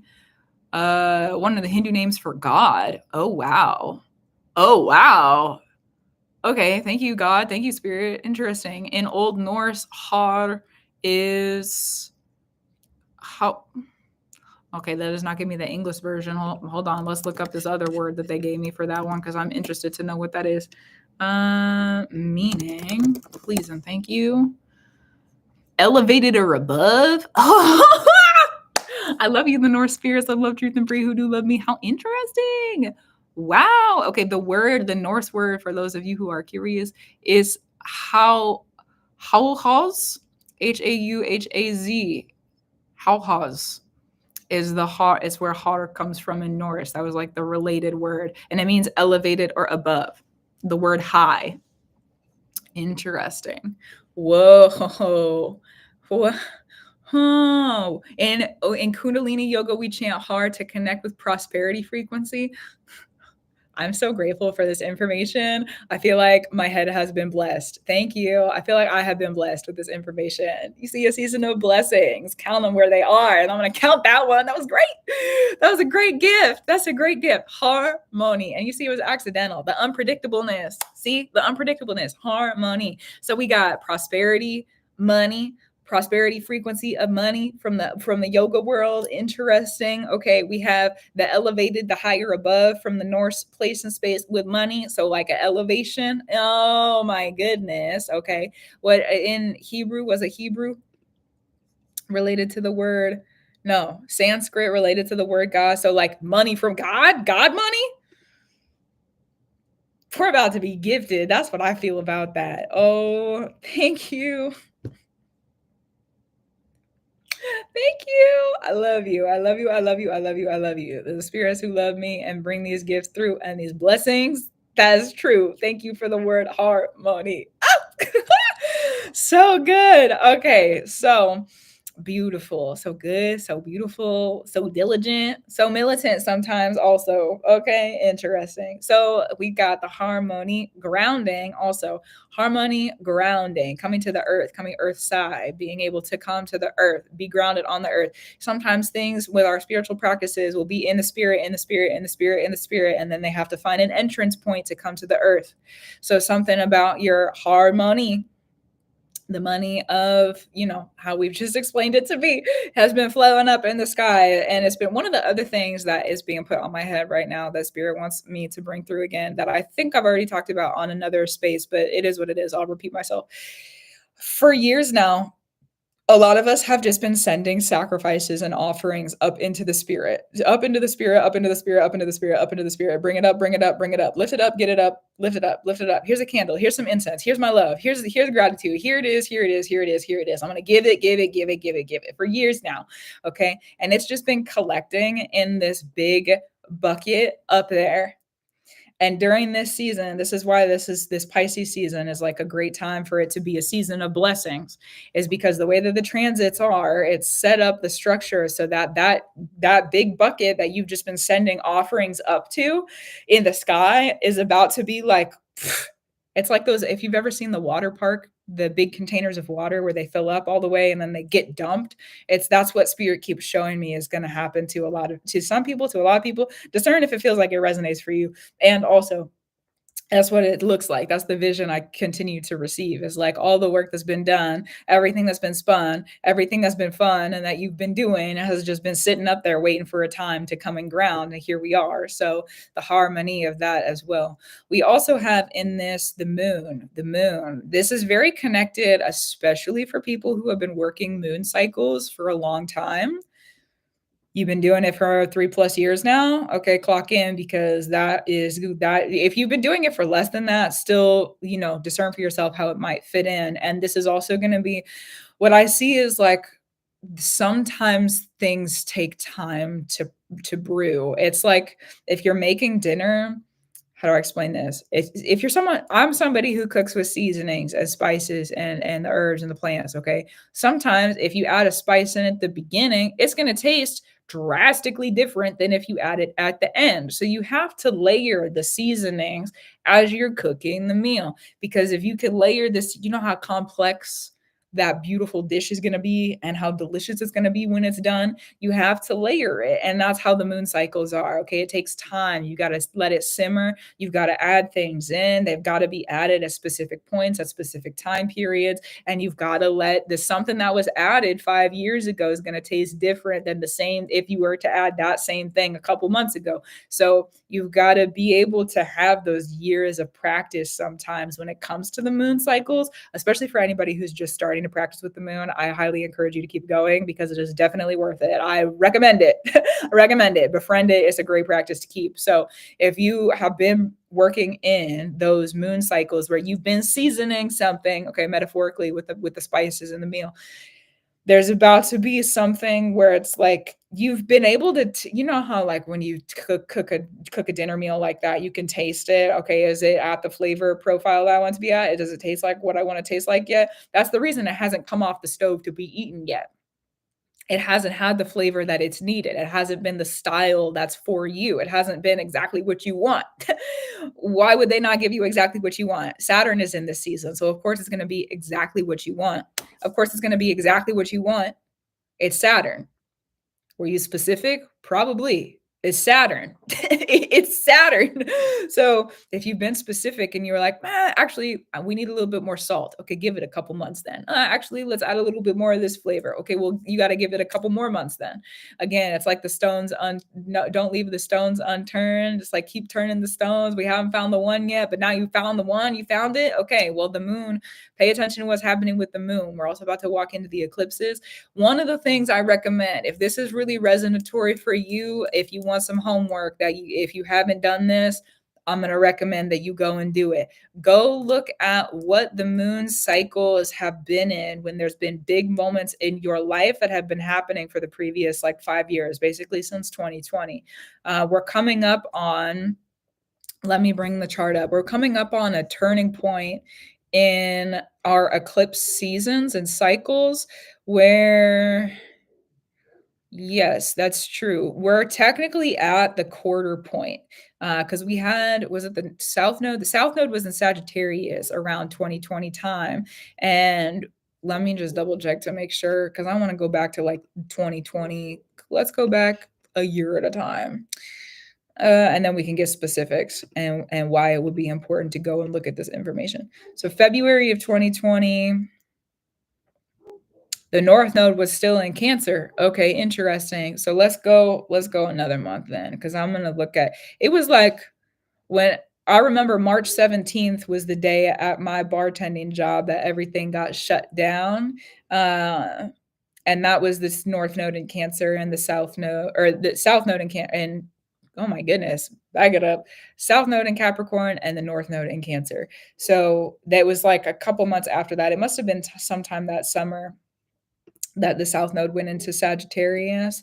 Let's find it in June. That's what it's looking like. Sometime in June. I'm not going to sit and find the specific because it feels like the message is a little bit more important than finding the exactness of that. And also, okay, so June-ish time of 2020, that cycle of those eclipses from the 2020 year with where the North Node and the South Node are now, we're coming up on a quarter turn of the moon eclipse cycling. So it would be like a first quarter moon, or depending on, if you count way back farther, it could be a full moon or a third quarter moon. It depends on where the start origin point with your nodes are. So determine on that. And also we're in the quarter turn of the lunar nodes. So because of that, we have some things. If you look at how the first quarter moons and the third quarter moons and the full moons work, they're like these moments where the moon is a little bit more illuminated, or there's a little bit more energy that's happening. And so because, there's a lot of stuff going on in 2020. There's a lot of stuff that was happening in 2020. Okay. There's a lot going on. A lot of people's lives changed. There's a lot of chaos. There's a lot of shifts. There's a lot of gifts for some of us, at least for me, I know there was, even though there was a lot of hardship too. So going back through those years, really look at kind of the cycles maybe that were started or that you were in the middle of, or things that were coming to ground, maybe some gifts that were happening, any turning points, okay? Important turning points in your life. If you go back from that point in time up until kind of now, go and look at, if you can get exact dates, that's great. If not, just be, close. But go look at the moons. Go look at the moons and what was going on. I know for me, I did this like probably 8 or 9 months ago now, and I went back and I looked at what was happening. There was some really important dates that happened for me in 2020, and I didn't even realize it, but I looked it up, and I was like, "Oh, that happened literally like a few days after the eclipse in the summer of 2020." And I didn't know, because back then I wasn't as like clocked in with the cycles of astrology as I am now. So I was still paying attention to the moon. I was doing my moon journals and different things like that, but I was not as, I would say, especially that summer, there was a lot of personal stuff going on. So I wasn't as aware. I had just lost my job. There was a bunch of stuff. There was a bunch of other stuff that was happening too. So the moon was the least of my concerns. So I went back several months ago, about a year ago now, and just like did the homework. And I was surprised. I was like, "Oh, really interesting. I didn't realize." So I would recommend, it's really, for me, I found as someone who works with the moon, it's really important to go back and see kind of what was happening on those important turning moments in your life. And do they relate to any of the lunar nodes of other important events? Because if you say that there's an important event that happens, and it is, for that example, for me, it was a Cancerian eclipse that important date happened on. So now that Cancerian eclipse is going to be woven into the other Cancer moons for the rest of the time until we get back to the lunar nodes, where Cancer is going to be a part of that. So if you can go back and see, even if it's just what the lunar nodes were in, and then, check in with the cycles and whatnot, how you would need to, I recommend that. If you're someone who works with the moons, you got some extra. I wasn't planning on teaching that tonight, but it's part of what we got going on. So yeah, definitely I would recommend that. Some homework if you wanted it, if you need it. And maybe it might be necessary for me to do another brush up. I don't know for sure, but I will look into it if I need to later, because maybe I need to, honestly. So curious, interesting. We also have here the Wands Queen, being able to create something and not even really like get up. The Queen of Wands, being able to create something and not, the way that I think about the Wands Queen is like, it's like the most amount of reward for the least amount of effort. It's not that she's not doing anything. It's not that she hasn't been brewing and working and like doing what she needs to do. It's just that she has received the most amount of reward for the least amount of effort. So we have the Wands Queen, we have the Swords Queen. Oh, okay, okay, okay, okay, okay, okay. You have a sword grounding, queen? That's what I feel about this. A queen cannot, a queen of swords is not going to be a queen of swords if she doesn't know how to use the sword. A queen of swords cannot be a queen of swords if she doesn't know how to use a sword. You have a sword grounding, you understand how to, you have the maturity to understand how to wield that now, that sword. And swords have to be forged. They have to be forged. They have to be sharpened. They have to be you have to be strong enough to carry them. They're big, okay? Swords are heavy. They're big, they're heavy. You have to be trained in the art of even how to use a sword for it to be like, ultimately effective as it needs to be. So, you got a sword now? Yeah, sword now? Swords also for me are wards. So if you are someone who works with wards and warding magic, that's could be applicable. So discern for yourself. I know for me that that's applicable, and I'm grateful for the reminder of that. Thank you, Spirit, for that. The other one we have is the Eight of Coins. Eight of Coins, Eight of Coins. I see someone with a bag, and people just keep coming up and putting like gold into it. Gold here, gold here, gold. And like the person, again, Queen of Wands, sitting doing nothing, not doing nothing, but like the maximum reward for the least amount of effort, sitting with that. So let's look at some of the more, those are the spaces and places of cards that we have out. Let's look at some of the story stuff that's going on in here. So we've got no stone unturned. You have the faith that you want, the physical changes, and the moon. Those are working together. Don't leave too soon. You got it. Okay. Got it. Something else here then. Okay, the crossing. because the way that I have this set up, this is what I mean by it's kind of a big spread. I've got 3 and then 3 and then 3. That's how I read fate for people who are interested in relating to that spread. It's a 3 and a 3 and a 3. So it'll be 3, 3, 3 also. And the reason I read it like that is because of the Norse knot of weird. And the relation of like the binding of the runes. There's a lot more to it than that, and that's the very simple version. So I'm going to go over some of the different crossings that are happening and see how else we need to understand kind of the motion, because those are just the cards. Those are just kind of the players that we have here, but let's look at the crossings of them. The 3 of coins is centered, right? Let's look at the seed first, actually. A seed, change in the physical, change of the heart. Oh, wow. Change of the physical, change of the heart, the sword's queen, you're wielding the sword, and the maximum reward for the least amount of effort. Change in the physical, change in the heart, the most reward for the least amount of effort, and you being strong enough to wield the sword, like actually being strong enough to wield your wit, to be able to sit in the mind how you need to, and the swords and the wards, however that's applicable. That's a seed. That's a seed. A seed, a seed, a seed. Continue to grow in that.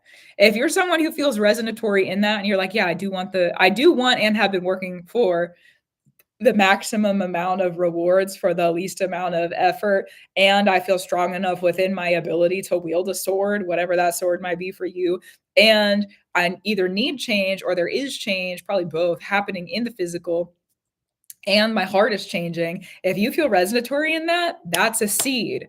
If you nurture it, it will grow into something. And how you nurture it is how it will grow. So pay attention to that nurture process, because it's going to be nurturing probably for a long time, is what I hear about that. Especially if you have the fate now that you want, and you're not going to really like, that's the fate. There's the stone, it's written in stone. Okay, so there's the seed. Grow the seed. Grow the seed. It's what you need. Grow the seed. Grow the seed, it's what you need. On the inside of that seed, that's where we have it's like the weaving of the money. The weaving of the money, something of honey, the weaving of the money, the weaving of the money, the weaving of the money, weaving of the money, the weaving of the money. It's honey money, weaving of the money. Honey money. That's what I feel about that. The honey money, the weaving of the money. Is also, okay, spirit. Okay, spirit. I hear you. Thank you. The weaving of the money. Thank you. Yes, the weaving of the money. It's not just money. It's also it's money, the richness. Okay. Your life being rich does not always mean that you have a dollar to spend. Yes, money and life being rich doesn't always mean you have a dollar to spend. Sometimes life being rich is different than money itself. The richness of life is grounding. The flavors in the food are rich. Literally today, because I'm a kitchen witch, okay? Literally today, I went to make myself food and I just like re-upped on my spices and my herbs. So I was making up, I didn't even cook anything with heat other than toast. Made some toast for myself, made a topping for it, and when I put I like put the spices in how I knew I wanted it, but it was something I'd never done before. It was like a mixture that I never tried before, and I went to eat it, and I was like, "Oh, that's like the best thing I've made in a long time. That was really good." So the richness of flavor, the richness with people around you, richness like people are the grounding of richness, which includes financial stability, financial wealth, financial health. And it's also like really look at how you are in those richnesses, the richness in other areas of life too, because that's a center point and a focal point for the fate. That's the center of the crossing. Oh wow, okay, spirit, thanks for bringing that through. That's the spirit. That's the focal point of the crossing. We have the fate that we actually want. Let's look at it. The fate that we actually want, and there's money involved. Honey money, sweet money, love money. Also, you doing something you love? Okay. Honey money, love money. The fate that you actually want, that is being crossed with the harmony that we were talking about earlier. It's a lot of money. Oh my goodness. Literally coins, coins, coins, coins. 4 of the 9 cards are coins. Interesting. The harmony, the moon cycles. So we have this like large, I heard conjunction of money, large, and a conjunction is a crossing. So a large crossing of money is connected to the moon cycles. Okay, that is crossing the fate that we want. We've decided, yeah, this is the stone that we are going to carry with us now. And the offerings of even more. That's crazy. That's crazy. That's crazy. That's crazy. I feel like a crazy person. I feel like this is how, just for perspective, this is really how I feel right now. I feel like one of those fortune tellers that you go to and people like, it's just like, you're going to have all the money and all the wealth and all the success. And it's like, I feel like that person right now, but I also understand that I've been in this art for a long time and you don't normally get a spread like this. So that's crazy. That's crazy. Every once in a while, you know what this reminds me of? Do I need to tell that story on this live stream right now? Apparently. You know what this reminds me of? It reminds me of I went through a yoga training program when I was younger. I was probably I was 21. I was 21 and it was a 3-week intensive. And I realized in the training that I was not ancestrally connected to the practice. So, like, I really didn't feel it was my right to go and teach people, even though it was something that really helped me to unpack a lot of my trauma. So, I kind of turned my life in a different direction in that moment, while also at the same time, like, receiving a lot of wisdom. And at the graduation, the person who was teaching us, first of all, the like head teacher of the program, because there's a lot of teachers that came through and taught us in the program, but the head teacher of the program, she was for sure a witch. I didn't really like, I wasn't, how do I say, I was a practitioner at the time, but I wasn't like a practitioner where like I had an altar and was like doing spells and that sort of thing at the time. It was different. I was very focused on healing. I was very focused on being a healer. I'd been through a lot of stuff and that was what I needed. In those moments of my life, that's what I needed. So that's what I was focused on. But she was for sure a witch. She was telling us stories about how she'd wake up at like 3 or 4 in the morning when her husband was still asleep, and she would go and she would do her ritual stuff and she would like pull her cards and then she'd go back to sleep. She'd crawl back in bed with her husband. Dude, I'm so grateful for those stories. I kind of forgot about that until now. She was wonderful. So the final day of our graduation, like the day that we graduated, we got like our diploma of our 3-week intensive. She came over, and she didn't come over. We sat in a circle and each of us got to get up and pick a card, like, pick a card from the center. And we picked a card. I don't remember. Actually, mine might have been the snake. Was it? Oh, that's kind of crazy to think about. I think it might have been. And then we picked the card. She would read it to us. She told us about it. It was like I remember the oracle deck that it was from. It was the spirit animal deck. I don't know the exact name of it, but if I saw it, I could show you, Anyways, so she read us the page from the book. And then we would get up and we would put the card in the center and we would say one thing, like we would say something about whatever we wanted leaving that place. And mine recently has come to a conclusion, which I kind of forgot about until recently. Mine has come to a conclusion. There's a reason I was telling this story. What was the point of this? Oh yeah, later that day, I hadn't gotten a reading in a while and I used to go get readings pretty frequently. Again, I was like around the age of 21. It was like 18 is when I started to really practice and like be in a practice. And then 19 and 20, I was like meditating a lot and I was bringing my head up I started the activity. And so I was getting readings every once in a while, but I hadn't had a reading in a while. So on graduation day, I went and got a reading. And I remember the reader, it was this random metaphysical shop in Asheville. I don't remember the name of it. Asheville, North Carolina. I don't remember the name of it. I don't even remember the woman's name, to be honest. I'm so grateful for her and I don't remember her name. She was sitting there, she was reading my cards for me and she was telling me about my journey and like what was going to happen. It was this long-term kind of picture. And I remember her sitting at the end of the reading and she was like, I don't ever get readings like this. And I'm really, what do I mean by like this? It was a really incredible reading. And I could feel that it was like, cause I'm also obviously like an intuitive, that here I am doing this work for us. So I was sitting there listening to her and I was like, "Yeah, for sure. That feels like it's real. That feels like it's true. I can clock in and like, I'm reading with you. That's what you might be reading that person might have been reading the cards and reading the energy, but like I'm gonna stay connected also and make sure that I'm well directed, well protected." She told me at the end it was good stuff. It was like this long journey and then there's a story and like there was these points to the story. I'm gonna end up somewhere one day. It was just like this big, long, kind of like epic journey story with a whole bunch of good stuff in it, whole bunch of good stuff happening, and like the richness of life. And I remember at the end of the reading, she was like, I don't ever get readings like this. Like I don't ever have this like this fortunate of a reading to come through. And she told me, I'm really grateful that I got to read for you. And what else did she say? Basically, like, good luck. And then she sent me on my way. And and that's how I feel sitting similar. I feel maybe not exactly the same way, but I feel similarly to that moment sitting here and reading this right now. Is like, you don't ever really get a spread like this. Like I said, it's like I feel like the like cliche, like the fortune teller, like you're just gonna have all the money, wealth, success, whatever you want. But that's not, there's like so much back work that's gone into this for people that this resonates for. Oh my goodness. That's how I feel right now. Is like this is a very fortunate reading. And remember when we started, if you've been sitting with me this whole entire time, how like I had to feel the weight of it. I had to feel the weight of it before we started reading. And then I was like, okay, we can pull the cards now. Oh my goodness. So we have the moon cycles. If you've been doing moon cycle work with the harmony, okay, crossing this fate that you've chosen, something about fate that you've chosen, and being able to receive even more money. So it's like the money that you feel like you're receiving, this harmony, this blessing, this gift, it's going to be more than that. And it's going to come in more frequently than that. It's going to be more than that.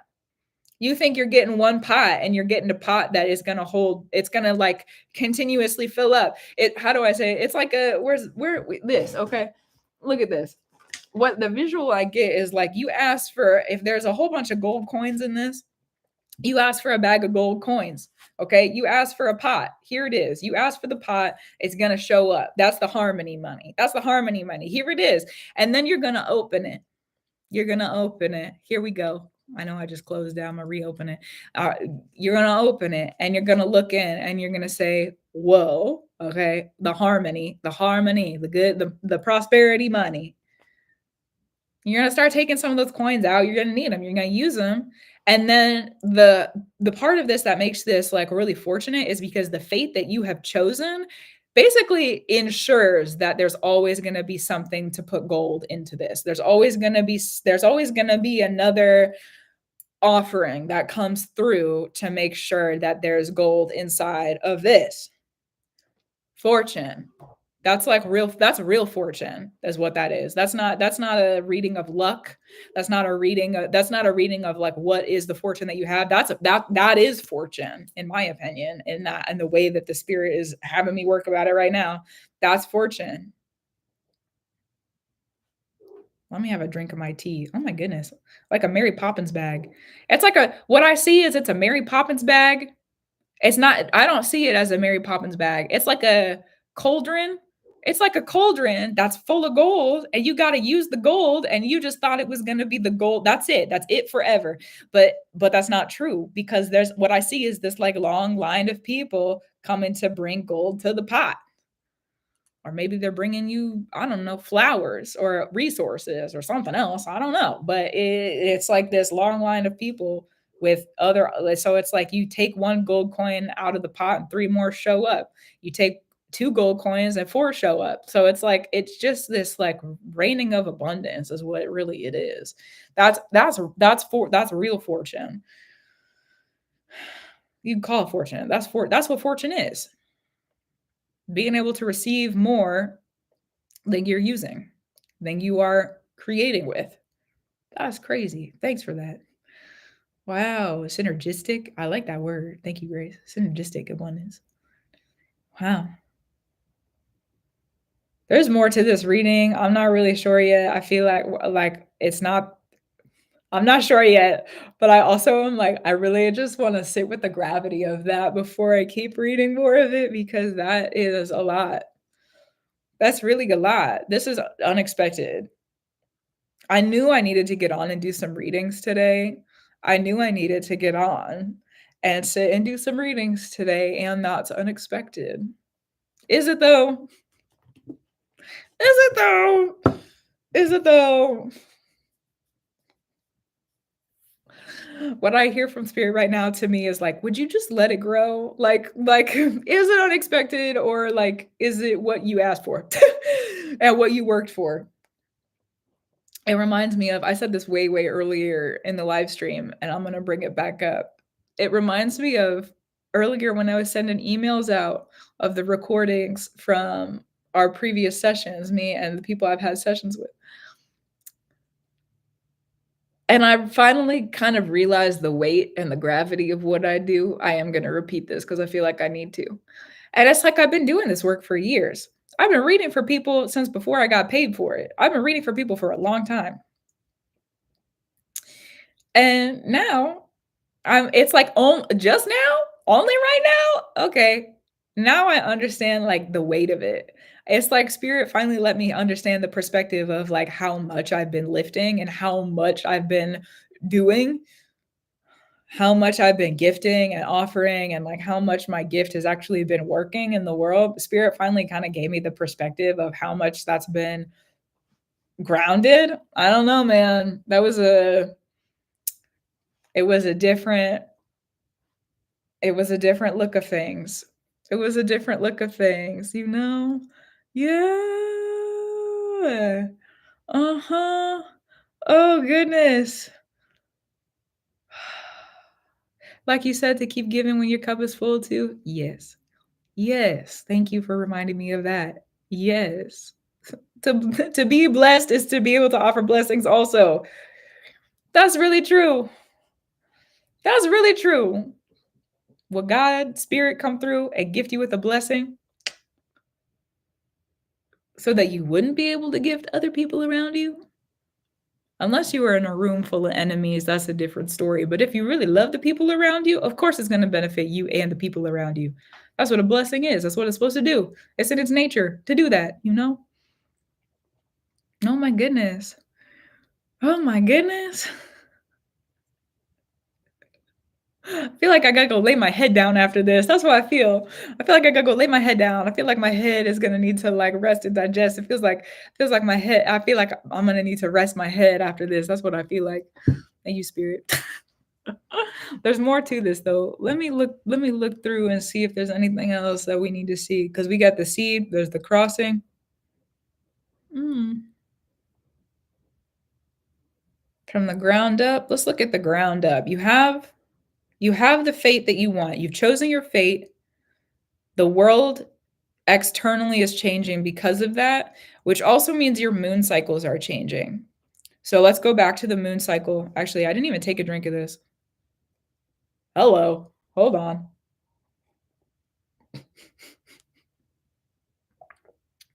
You know, I know. Yeah, me and my head. Listen, I love my head. I really do. And also, it is. Mm-hmm. Mm-hmm. Mm-hmm. Mm-hmm. Mm-hmm. Hydrate. Also, you know what? So much thank you for that. I'm going to do that. I have water right here. That's one thing. Thank you for reminding me of that. That's one thing through the, how do I say? Through the years. Let me drink water first. Hold on.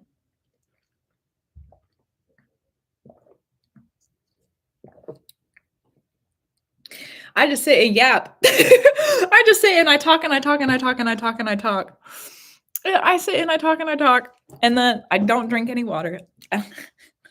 It happens almost every single time. I used to be really good when I first started this years ago. I used to be really good at like drinking water when I knew I needed to hydrate.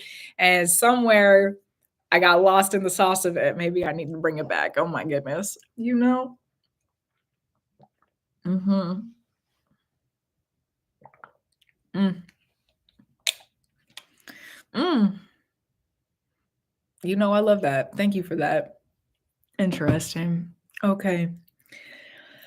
So now let's look at these from the ground up. Going straight up, straight up, straight up. You have the fate that you've chosen. The physical world's going to change because of that. So look at what you've chosen recently. Look at the important for some people it's going to be one thing. For some people it's going to be several, but it probably will not be more than like 3, maybe 4. That's a lot.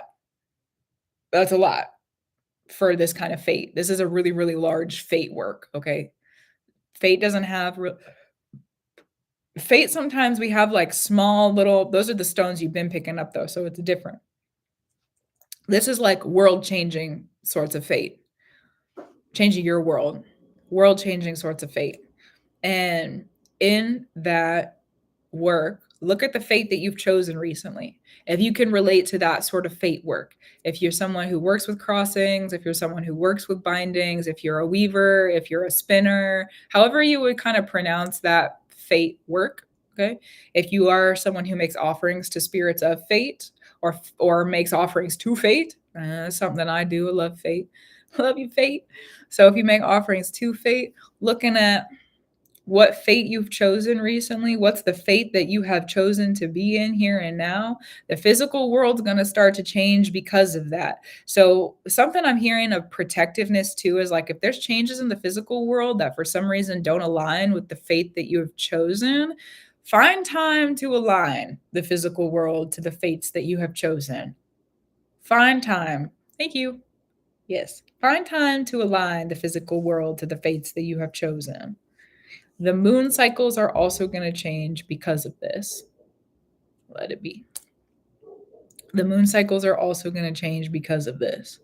So looking at your moon cycles, looking at the moon work, because again, earlier I was talking about people who've been, moving with the moon cycles for like 3+, 5+ years, really paying attention to what's going on in the moon cycles. You've been weaving stuff. You get some very, the layers of seasoning when you're cooking things.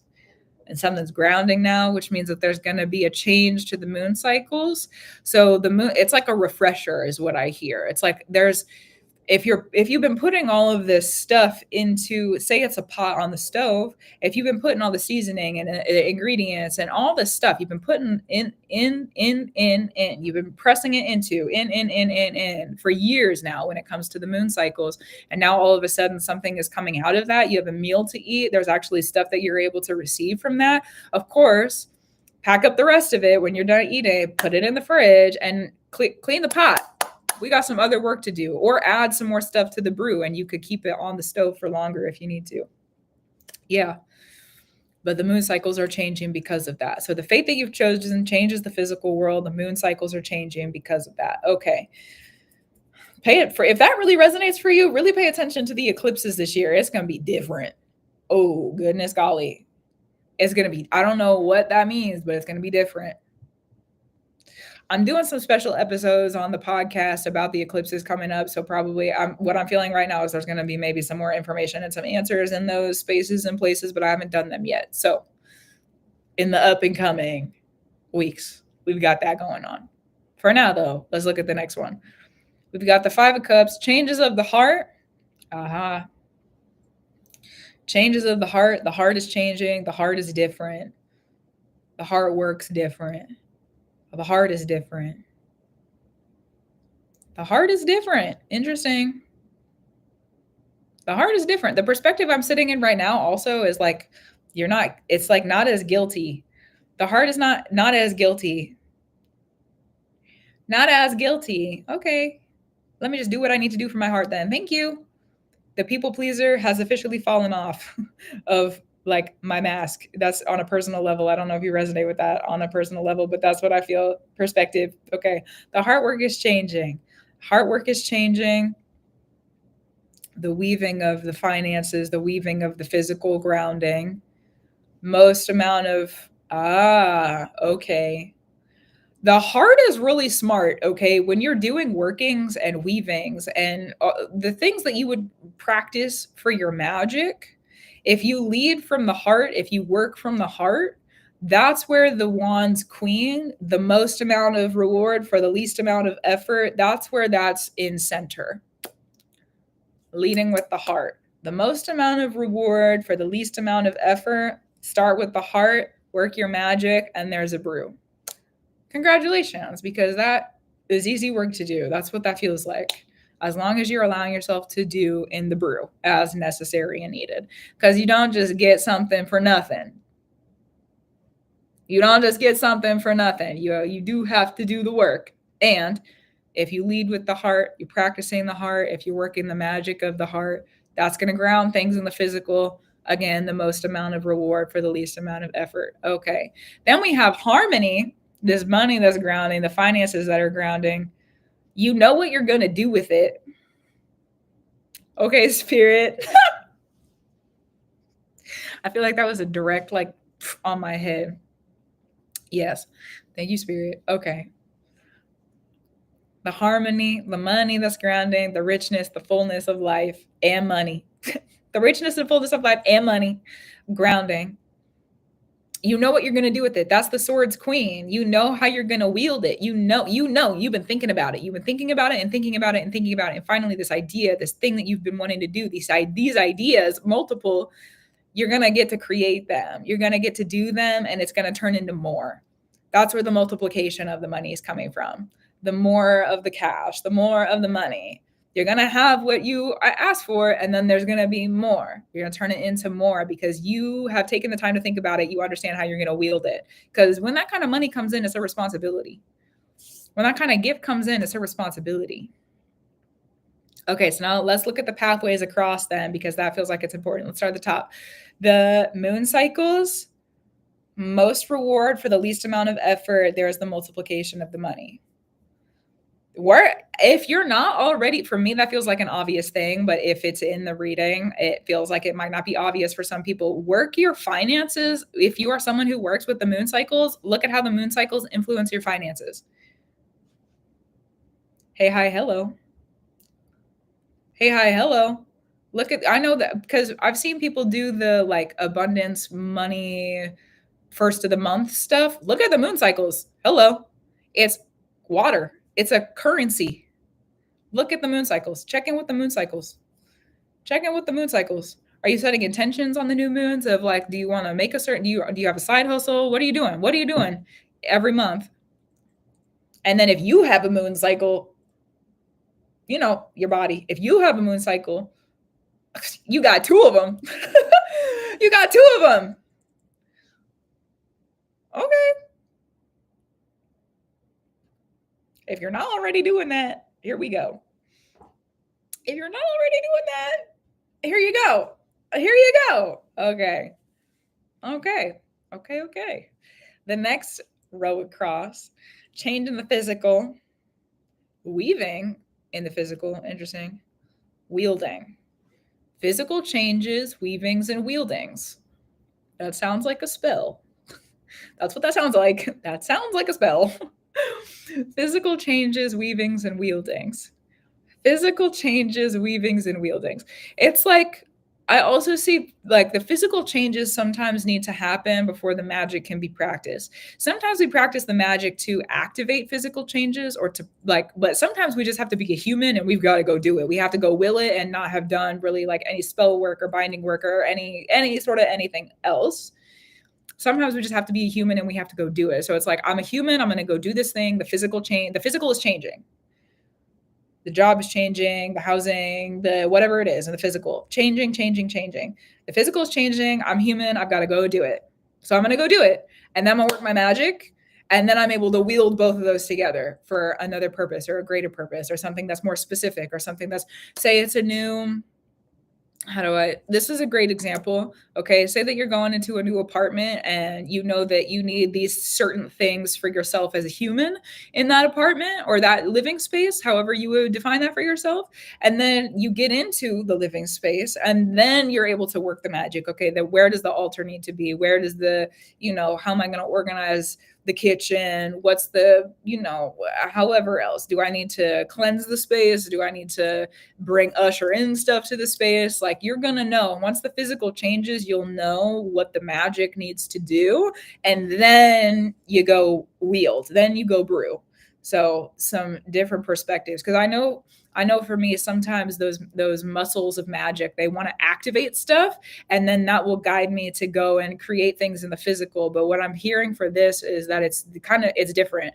It's like you have to go will things, and then the magic becomes apparent. That was actually happening to me today. Interesting. Not maybe in this like specific way, but I was wondering, I was like, well, what do I need to do in my magic? What do I need to do in my magic? And then I kind of looked around and I was like, I've got to do the dishes, and I got to get these emails sent out, and I've got to da da da da da. There's like all this other stuff I've got to do as a human. And while I was doing that, there was ideas that were coming through, and I was like, okay, now I understand what I need to do for my brew. Now I understand what I need to go. Now I understand. Thank you, Spirit.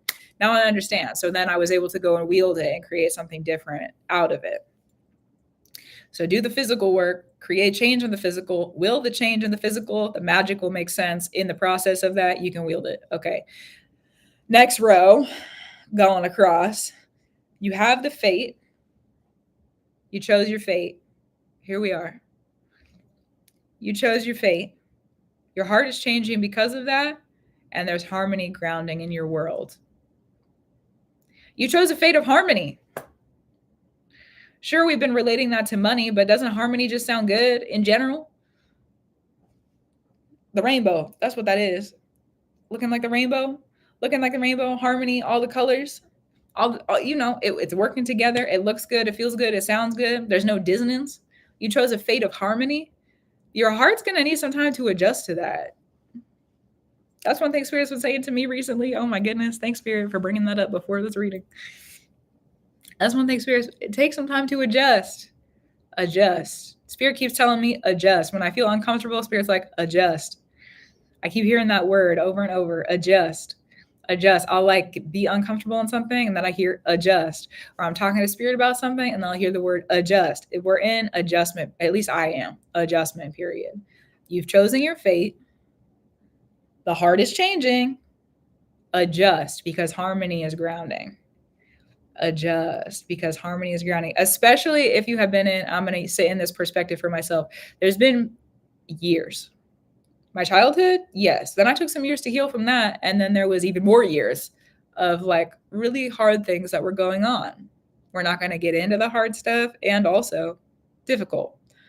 So if you've lived through any kind of like trauma, hardship, dissonant experience, it takes time. If things are actually good, it takes time to adjust to that. It takes time. So be patient with yourself, okay? And may you receive the patience that you need throughout that process, if that's something that's true for you. That's true. Mm-hmm. Because harmony is grounding. It's like we got to kind of adjust to it, and then it'll ground some more, and adjust to it, and it's going to ground some more. And then we adjust to it, it's going to ground some more.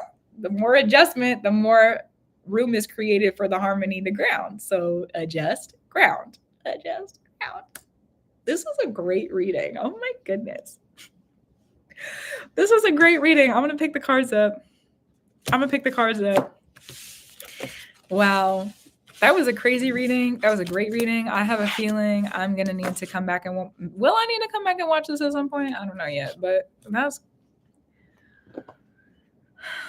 let me put these cards up too, because I opened that box and Fate said, hello. In not so many words. Love you, Fate. Oh my goodness. Okay. Wow.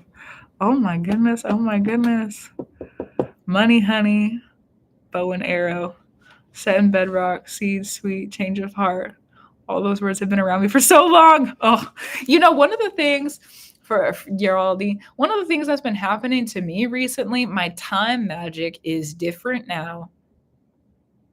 Where like, maybe different is not the full word.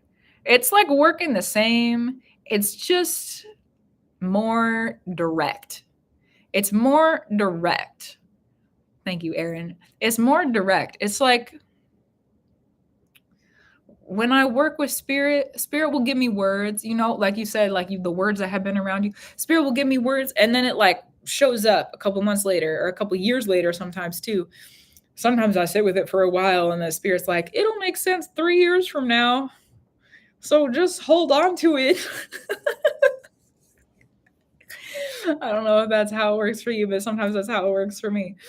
So I just got to sit with it, and then it makes sense. And then it makes sense. But there's been some things recently that have been so like exact, intense, where I'm like, whoa, oh, got it. And now I know. And now I know. Yeah. It's that Scorpio energy. You know what? And you're saying it preps us. Maybe I'm a Scorpio stellium. Maybe that's why I'm all about preparation. Because I've been asking that question for a while. Why am I all about preparation? I'm all about preparation. Yeah, shout out to the Scorpio energy. You know what? That's true. Uh-huh. Uh-huh. My spirit guide alerted me the important message coming in. Understood. Understood. I didn't realize 3 years from now. The Scorpio stelliums. Yeah. Oh, so good. Yeah, I'm a Scorpio sun and a Mercury, and my Mercury's Kazemi. That's a great placement. Also, a little bit spicy, but it is. It is what it is. Yeah. Yeah. I love a good stellium. I love a good Scorpio stellium. I love a good Kazemi also, dude. Love a good Kazemi. So good. So good. You know, I take notes every live. Thank you. It's real funny how many people show up with their notebooks. I love it. I love it when I hear about that. People are like, listen, I come with a notepad. I come with a notebook. I have mine sitting right here too. I have mine sitting, chilling, hanging out with me. I don't really write that. It's interesting. I've been reflecting on that, how much I'm changing. I've been reflecting on that. I used to journal all the time. I write and write and write and write and write and write and write. And recently I don't need to do that. It's like I only write down the important information that I need to be able to look back on instead of me like telling my story. It's very different. So anyways, yeah, you know, it is. It is. Wow. Wow. Okay. Oh, we've been on for about 2 hours. We're about 2 hours. You know? Okay. Interesting. Is there anything else that needs to happen? I don't think so. What else has been going on with you guys? I feel like the reading part is done. For now, at least, you know? Oh, yeah. Yeah. How does one know what their Kazemi is? Kazemi is a word that is, so the conjunctions that happen in astrology where they're like right on top of each other. A Kazemi is a conjunction with the sun. It means at the heart of the sun. So Kazemi would be a conjunction with the sun, in the sun specifically. Because you can have a conjunction that's with the sun where it's like a couple degrees away from it. Technically, that's not a Kazemi. A Kazemi is something that's like right in the sun. It's at the heart of the sun. So it like less than a degree is normally what you would consider that, is in my opinion, from my work, from my perspective. Yeah, it's like right at the heart of it. So, you know, yeah. Oh, you missed everything. The replay will be on YouTube when we wrap up if you want to go. It was a really big reading. It was a really big one. So if you want to go rewatch it, it'll be over there. You know, yeah. Oh, goodness. The typos galore. The stop moon. That's funny. Oh, so good. Yeah. I have the vertex too. I love the vertex placement. I love a Scorpio vertex. I love a Scorpio vertex. Love my Scorpio vertex. It's one of my favorite placements. Actually, you know, I've been reflecting on my personal chart a lot recently and just realizing, how do I say this? You know, people who have like a bunch of Saturn in their chart, and you look at their chart and like a Capricorn, like they've got 6 or 7 placements in Capricorn, right? And you look at their chart and you're like, oh, that's a lot of Capricorn. That's a lot of Capricorn. You got a lot of life lessons. That's a lot of Capricorn. If you actually read into my chart, I've been reflecting on this for like months and months and months now. This is not something new. This is just something that made me think of. if you look at the way that my chart is set up, it's like my Saturn feeds into my Scorpio, feeds into my Saturn, feeds into my Scorpio, and it's like multiple different placements. Okay, got it. Here's a life lesson. Go be rebirthed about it. Here's another really hard life lesson. Go be rebirthed about it. Oh my goodness. I'm really still figuring out how to get a handle on that. And not me stuttering. I'm figuring out how to get a handle on that and have it actually like work in my favor. You know what I mean? So, you want to come sit? We have a cat visitor. You want to come say hi? You want to be done? You want to be done? That's what you're looking at me like. Would you rather we do something else? Sometimes he comes up. He's been playful today. Yeah. Okay. Well, I think I'm going to get off then. He's looking at me like, it's time. So we'll let it be time. We'll let it be time. That was a good reading. Thanks everybody for hanging out. Thanks for spending time with me. That's true. I'm going to go. I don't know what I need to do, but I can feel there's another wave of something coming through. So that's how it's been today. Get up. Spirit had me up at like 3 or 4 in the morning doing work. Here I am. So let me, keep with it. Happy Pisces season, everybody. Happy Pisces season. I'll talk to you soon. That's true. Have a good night.